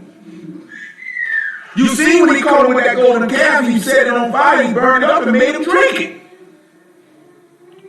You don't think it was times he probably just want to run through and just give a nigga a Kodesh slap? Wow, wow, wow. You know what I'm saying? Just slap me. What is wrong with y'all? They tried about the woman he was with. You know what I'm saying? They tried about, oh, you brought us out here to kill us. All this shit. You got to deal with this every day. Every day. Every day. I want to tell you, man, shit. Man, when that jump first started coming around, I'm like this here, man. I'm straight. I don't want to do this here. But people like, why not? I don't want to deal with these niggas. These niggas hard headed. You know what I'm saying? Because there's a lot of stuff you got to take. You got to deal with it, man. You want to deal with all that stuff, man. Verse 8. Yahushua HaMashiach the same yesterday, today, and forever. Be not carried about with diverse and strange doctrines. For it is good that the heart be established with favor, not with meats, which have not profited them that have been occupied therein. We have an altar whereof they have no right to eat, which serve the tabernacle. For the bodies of those beasts whose blood is brought into the sanctuary by the high priest of sin are burned without the camp. Wherefore Yahushua also, that he might sanctify the people with his own blood, suffered without the gate. Let us go forth therefore unto him without the camp, bearing his reproach. I think you need to go outside and go get it at uninhabited place. You know what I'm saying? Because if you covered in frankincense and myrrh, guess what you'll be? A sweet smelling savor. Because frankincense and myrrh smell really nice. But a lot of us don't want to make ourselves a sacrifice. When you say, offer yourself as a sacrifice, as a sweet smelling savor, and walk in love as Mashiach loved us. Most people ain't willing to really lay their life down like that. Come on back to Songs of Solomon chapter 3. So listen to what it said. It said, behold his bed. This is in verse 7, right? Which is Solomon. It say 80 valiant men are about it. When you look at valiant, that's just simply a strong, a mighty, or a brave man, or a champion, or an upright man. Give a whore as the word, an upright man. Say, behold the bed which is Solomon's, because upright men are about his bed. Would you not look at the master's grave as being his bedchamber? That's his place of rest, right? So what you think, and who was around his bed when he got up? It was upright men, because it was his apostles. It wasn't 70. But it was upright men around his bed. Now we know that we're supposed to be immersed with him in his death to be upright men surrounding his bed. But this is the main key thing that we're going to end it with here. I ain't going to get that Micah chapter 2 today. Y'all will next week. He said they all hold swords. Being expert in war, every man having sword upon his thigh because of the fear of the night. What do y'all think this means that every man is an expert in war, having his sword on his thigh because of the fear of the night? Ephesians 6 is one of them. Y'all know what the Hebrew word for expert is going to be here? It is lamad. Y'all know what lamad is. To teach. So sit back and look at it. They all hold swords being taught in war. You know what I'm saying? Indeed. So let's look at Psalms 144.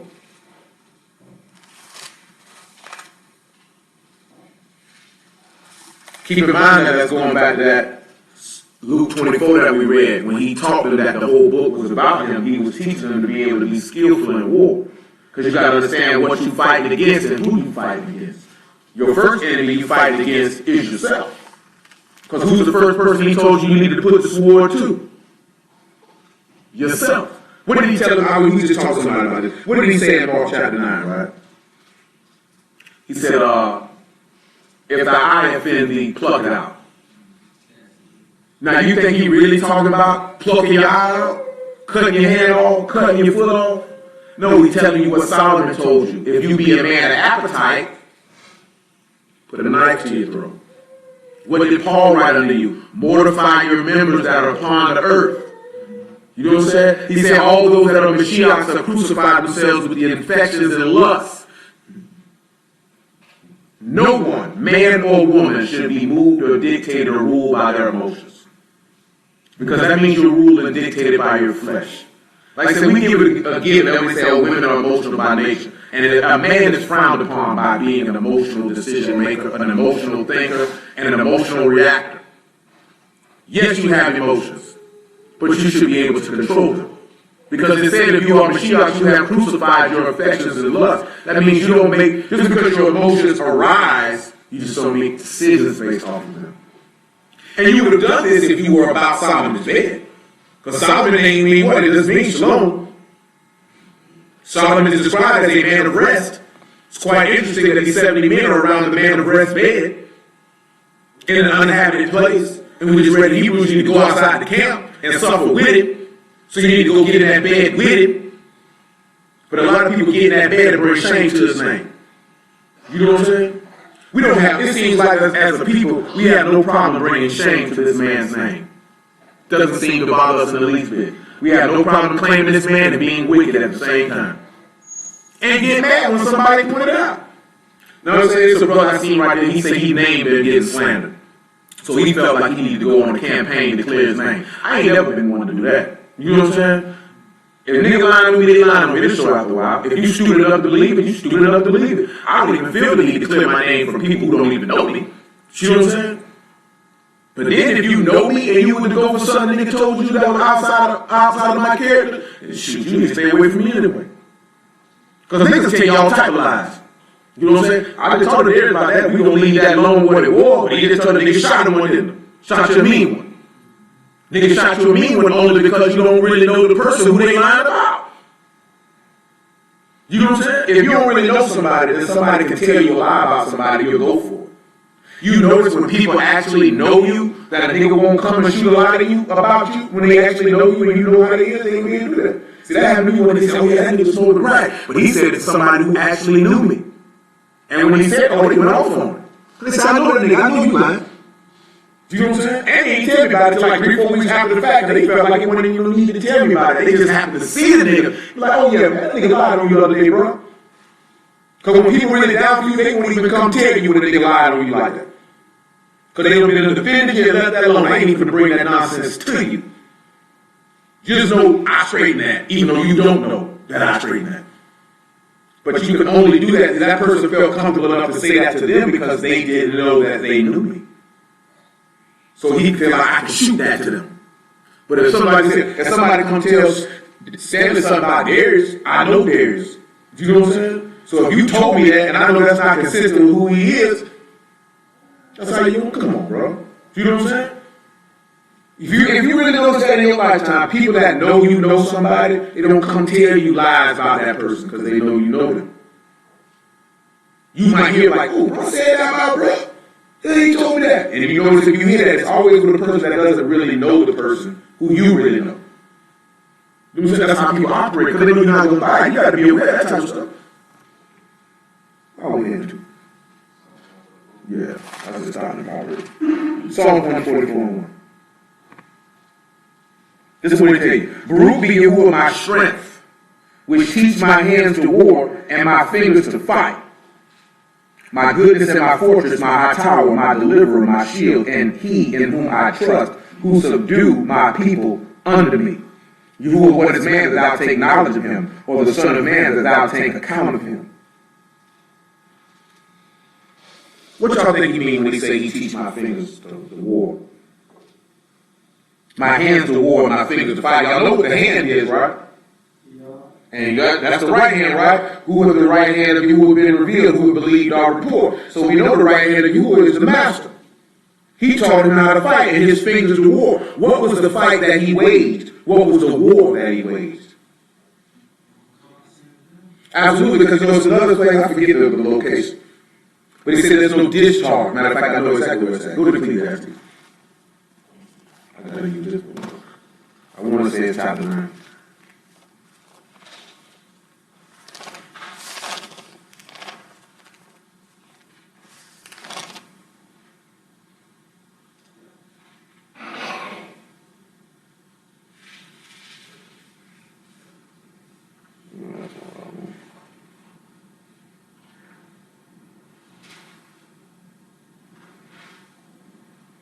Damn, I'm trying to remember what it said. I know in Ecclesiastes, Solomon tell you that when it comes down to death, there's no discharge in that battle. No discharge in that battle. I want to say it's in chapter 7.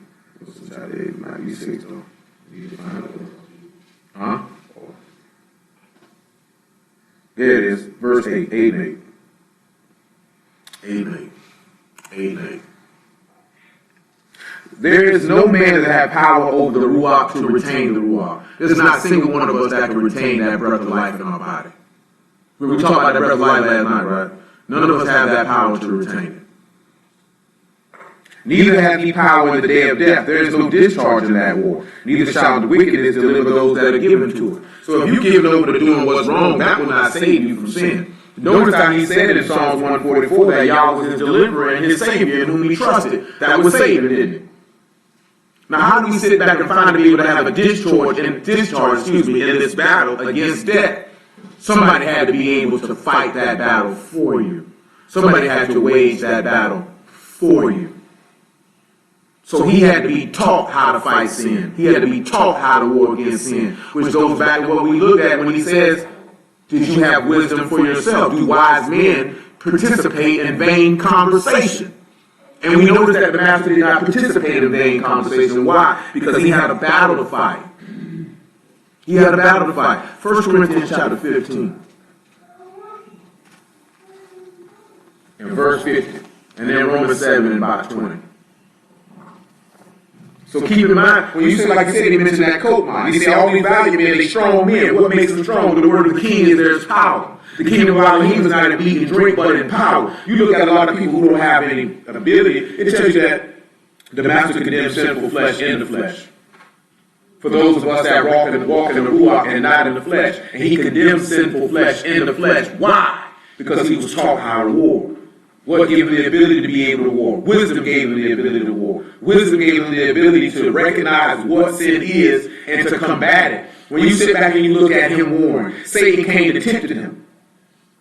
He defeated him in that war because his hand had already been taught how to war. Remember, he said the secret thing was with him before the world war. When he said, your first man you made before the years. You got the secret Alahym with you? The master had it. How do you think he was able to beat it?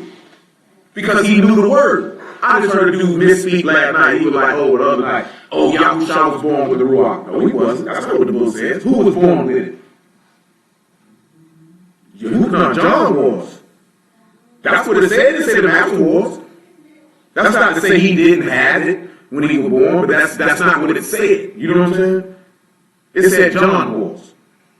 But that's an example of what I'm talking about of you need to know what the book says. Because you can hear him say that and just disregard it and be like, yeah, Yahusha was born with the Ruach. That's not what the book says. You can say that he was, but that would be your opinion. Or an inference, so to speak.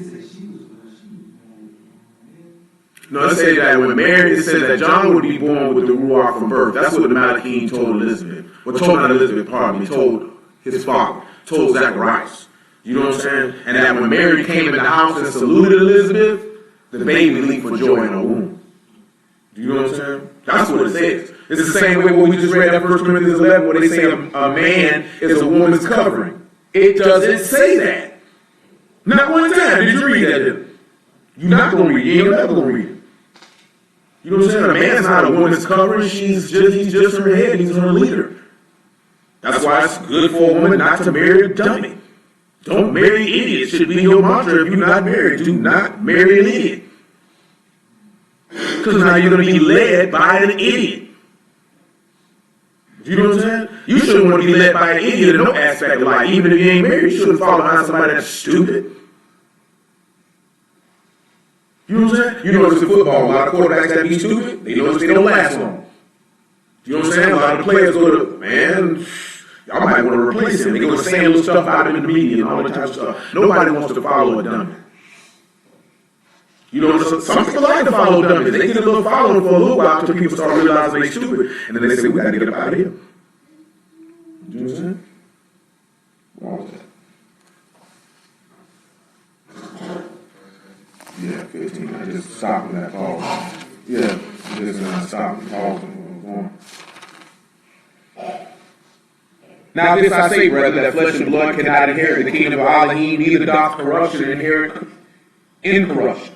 Behold, I show you a mystery. We shall not all sleep, but we shall all be changed. That has to be a discharge in this battle. What's going to allow you to be discharged? In a moment, in the twinkling of an eye, that last trump, for the trumpet shall sound, and the dead shall be raised incorruptible, and we shall be changed.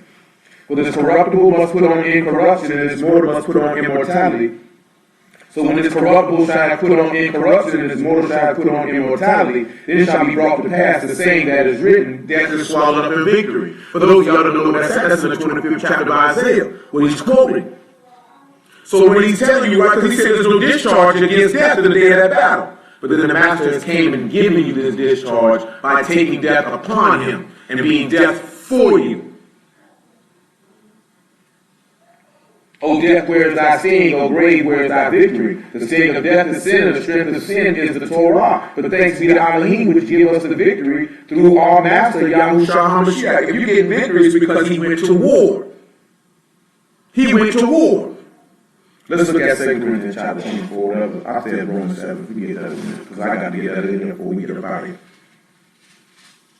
2 Corinthians chapter 10 and verse 3. So you need to understand that if you want to be able to know that Yah teaches my hands to fight and my fingers to war, you actually have to come learn of the Father. You learn of the Father, you learn of the Son. You learn of the Son, you get eternal life. You get eternal life, you know how to obtain it.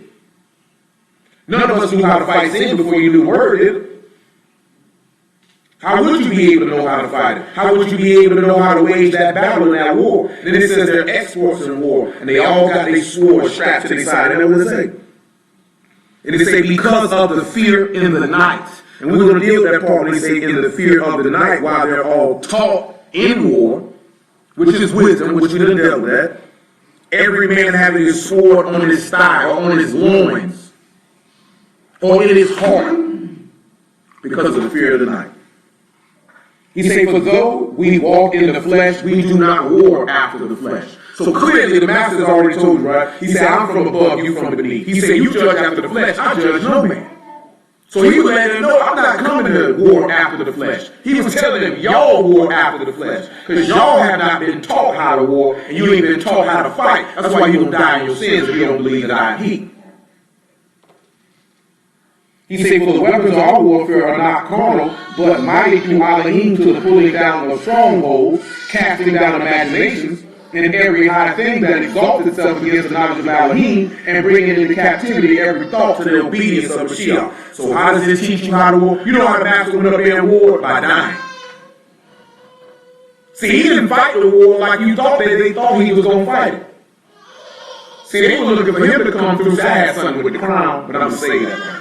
I can't even remember where I read it. Oh, it's right here in front of me. Right here in verse 11, Song of Solomon chapter 3. I just tell y'all what it said another day. We'll precept it out. He said, go forth, O ye daughters of Zion, and behold King Solomon with the crown, wherewith his mother crowned him in the day of his espousals and the day of the gladness of his heart. What y'all think that's referring to? Before we move any further. Song of Solomon chapter 3. When he say, go forth, ye daughters of Zion, and behold King Solomon with the crown wherewith his mother crowned him. Y'all know about Zechariah chapter 9. Remember they say your king is lowly and he riding upon an ass? When he came in there, didn't they say this to King Alahym and the scribes and Pharisees? He said, you need to stop him.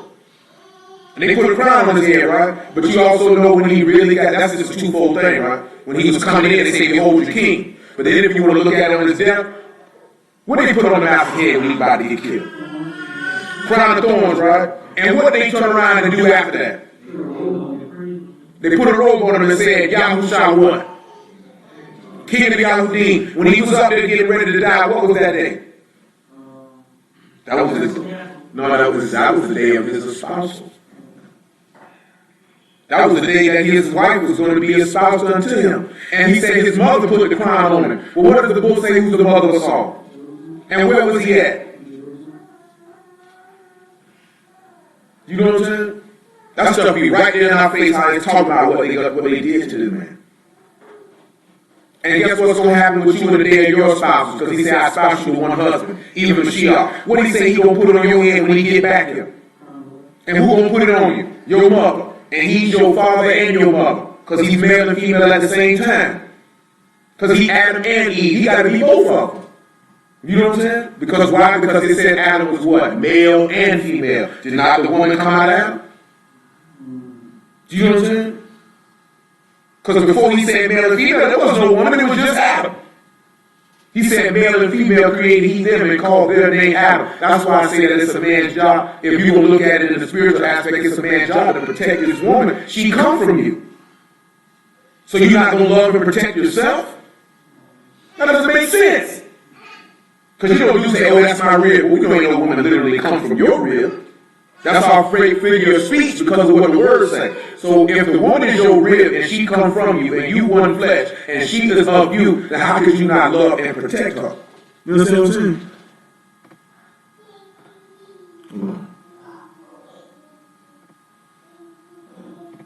Man, I can't see what the thing is because it's a stupid thing. No, I don't want to register. Nevertheless. I have to look at it in a second, but Harrison, I can't even see it. It's stopping. And it won't go away. And it won't go away. It just won't go away. So, what we have? So when you sit back and you look at that, right, the war of actually knowing the word will cause you to know how to fight. It'll cause you to be able to know that your warfare is not, we're not fighting against men. You know what I'm saying? You fighting against sin. You fighting against unclean spirits. You fighting against yourself. Now we can look at that Ephesians 6. That's the end of it. I got to switch books. 6 and 11.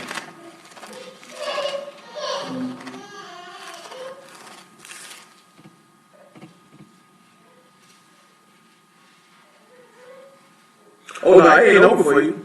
I ain't gonna say that there, right?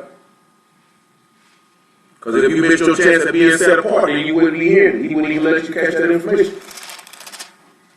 You know what I'm saying? You know when you miss your chance at being set apart, because you don't even have a desire to be set apart, and then you don't even get information to set you apart. That's when you know you missed your chance. And you would know when you missed your chance. You know what I'm saying? But if he's giving you an opportunity and your mind and heart is set on being set apart, then you ain't missed that chance. Because he ain't having you run across that information for nothing. You know what I'm saying? You don't have us run across stuff for nothing. At all. Number 11, what we got? Ephesians 6:11. 6 and 10. Finally, my brethren, be strong in the master and the power of his might. Put on the whole armor of Alahym that you may be able to stand against the wiles of the devil. For we wrestle not against flesh and blood, but against principalities, against powers, against the rulers of the darkness of this world, against spiritual wickedness in high places. No, that ain't the fear of the night. I'm going to show you the fear of the night. The fear of the night is something different. That's why, because we ain't fearing no men, we ain't fearing no sinners. So they ain't what they're talking about, where they got their swords on their side, because they've been taught, they're experts in war. So they've been taught how to fight sin because of the fear in the night. You know what I'm saying? He has some fear in the night too. But guess what though? Abraham did something in the fear of the night. These people were scared of him too though. He slaughtered all the people. He said, wherefore take unto you the whole armor of Alahym that you may be able to withstand in the evil day, having done all to stand. Stand therefore having your loins girded about with truth, and having on the breastplate of righteousness, and your feet shod with the preparation of the gospel of shalom, and above all, taking the shield of faith, wherewith you shall be able to quench all the fiery darts of the wicked. Take the helmet of salvation and the sword of the Ruach, which is the word of Alahym.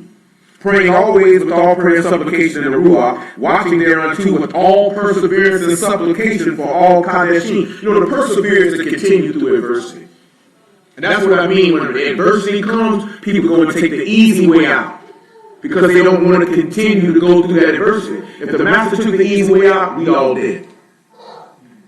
Because he could have took the easy way out and say, shoot, man, I'm going to time. They ain't going to kill me. What y'all talking about? They came looking for him. You know what the easy way out was? Letting Peter and fight.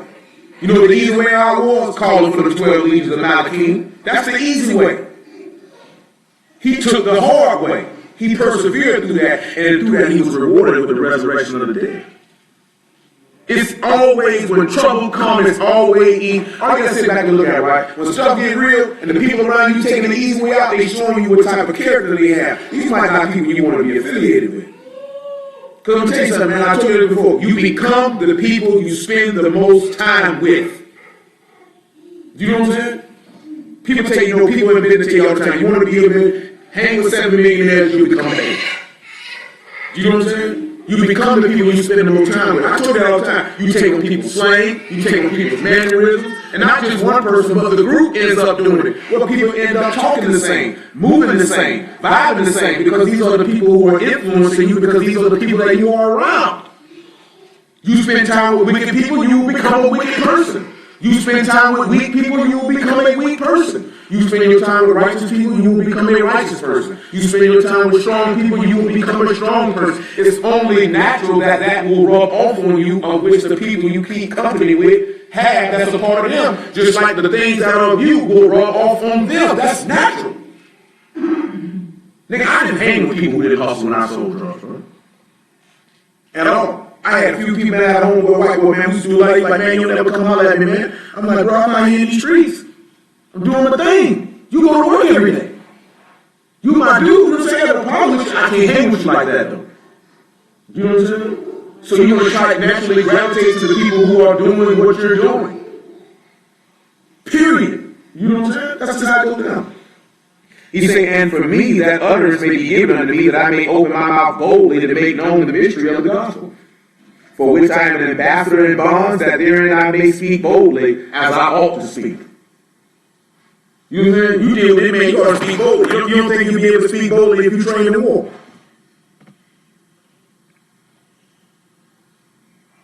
I know that's right, Brother Harrison. Just keep standing, man. You ain't going to let him down. The only way we let him down is when we get discouraged to the point to feel like you can't do it. And that ain't nobody but the adversary. Y'all ain't going to never make you feel like you can't make it, or you won't make it. You don't know if you ain't going to make it, because he's just going to stop fooling with you. So when he sit back and he tell you, right, because of the fear of the night, come on to Matthew chapter 24. Remember, all these men, these are teachers he's talking about that are expert in war. Not even necessarily teachers, but strong men. You know what I'm saying? We didn't say teachers, these strong men, they taught in war. They taught in Kokma, they taught in wisdom, they know how to fight, they know how to battle sin, they know how to survive. That's why he say he taught my fingers and my hands to fight, and my fingers to war. You gotta know how to war. You can't know how to war without knowing the Son, because he shows you how to war. Matthew 24, by verse 36. But he said they got, remember he said, take with you that sword of the Ruach. so you can be able to fight in the battle. And he said, you got this sword with you to fight in the battle because of the fear in the night. We got to look at that fear in the night before we get out of here. It's 5:38. I can do it in less than 7. We go over 3 hours, man. But really, the preaching only about 2 hours and 10 minutes. What is it, Matthew 24? Let's say about verse 36. I'm in Matthew 25. I know that. Make it 30. Make it 29, actually. And immediately after the tribulation of those days shall the sun be darkened, and the moon shall not give her light, and the stars shall fall from Alahym, and the powers of Alahym shall be shaken. And the sign then shall appear the sign of the Son of Man in Alahym, and then all the tribes of the earth mourn. They shall see the Son of Man coming in clouds with Alahym with great power and great esteem. Then we just read about the clouds. I'm sure you remember that day, talking about he coming in the clouds now. When they refer to that pillar, if I'm not mistaken. And he shall send his Alahym with a great sound of trumpet. They shall gather together his elect from the four winds, from one end of Alahym to the other. Now drop down to verse 35. Alahym and the earth shall pass away, but my word shall not pass away. But of that day and hour no man know, no man, not the Alahym of Alahym, but my Father only. Just information say, y'all remember where he get it from, why he said this? When he say no man know that day but my Father, y'all know where he get that from? Job. No, it's Zechariah. You think about the same thing that Job talking about Zechariah said. No, this is Zechariah 14. You think about Job 3 because Job 3 talking about his coming. That's why I say you think they talk about the same thing. It's just a different problem. Remember he say, the day will come that no man knows save if you're who only. That's what I'm talking about. The little stuff up under here, ain't gonna tell you that. But you got to know where he get that statement from. He just didn't pull that out of his butthole. He knew the secret of Alahym. That's why he was able to make that statement. But as the days of Noah, so shall also come the coming of the Son of Man be. For as in the days that were before the flood, they were eating and drinking and marrying and giving in marriage until the day that Noah entered into the ark, and knew not until the flood came and took them all away. So shall also the coming of the Son of Man be. When a good old rainstorm goes to happening, what do the skies look like? Dark. Good rainstorm, good thunderstorm, you think it's nighttime. If you went to sleep for a good old thunderstorm came and you wake up, you go, oh man, I overslept. It'll be the middle of the day. You know what I'm saying? You don't think with all that rain that came, you don't think the sky was pitch black. And everybody looking, what's going on? The fear of the night's coming. Now let's look at Mark 13 and what the Master said. So remember, that's why I just got to keep this, and then we look at 2 Corinthians chapter 5. Because the fear of the night is terror. So you need to keep this sword girded up on your side, in your loins, in your heart, in your mind, because of the fear of the night. Mark chapter 13. We'll read verse 33. Take heed, watch and pray, for you know not when the time is. For the Son of Man is as a man taking a far journey, who left his house and gave authority to his servants to every man his work, and commanded the porter to watch. Watch ye therefore, you know not when the master of the house come, at even, or at midnight, or at the cock crowing, or in the morning, lest coming suddenly he find you sleeping. And what I say unto you, I say unto all, watch. When we read Matthew 24, what did he say was going to happen to the sun? What did he say was going to happen to the moon?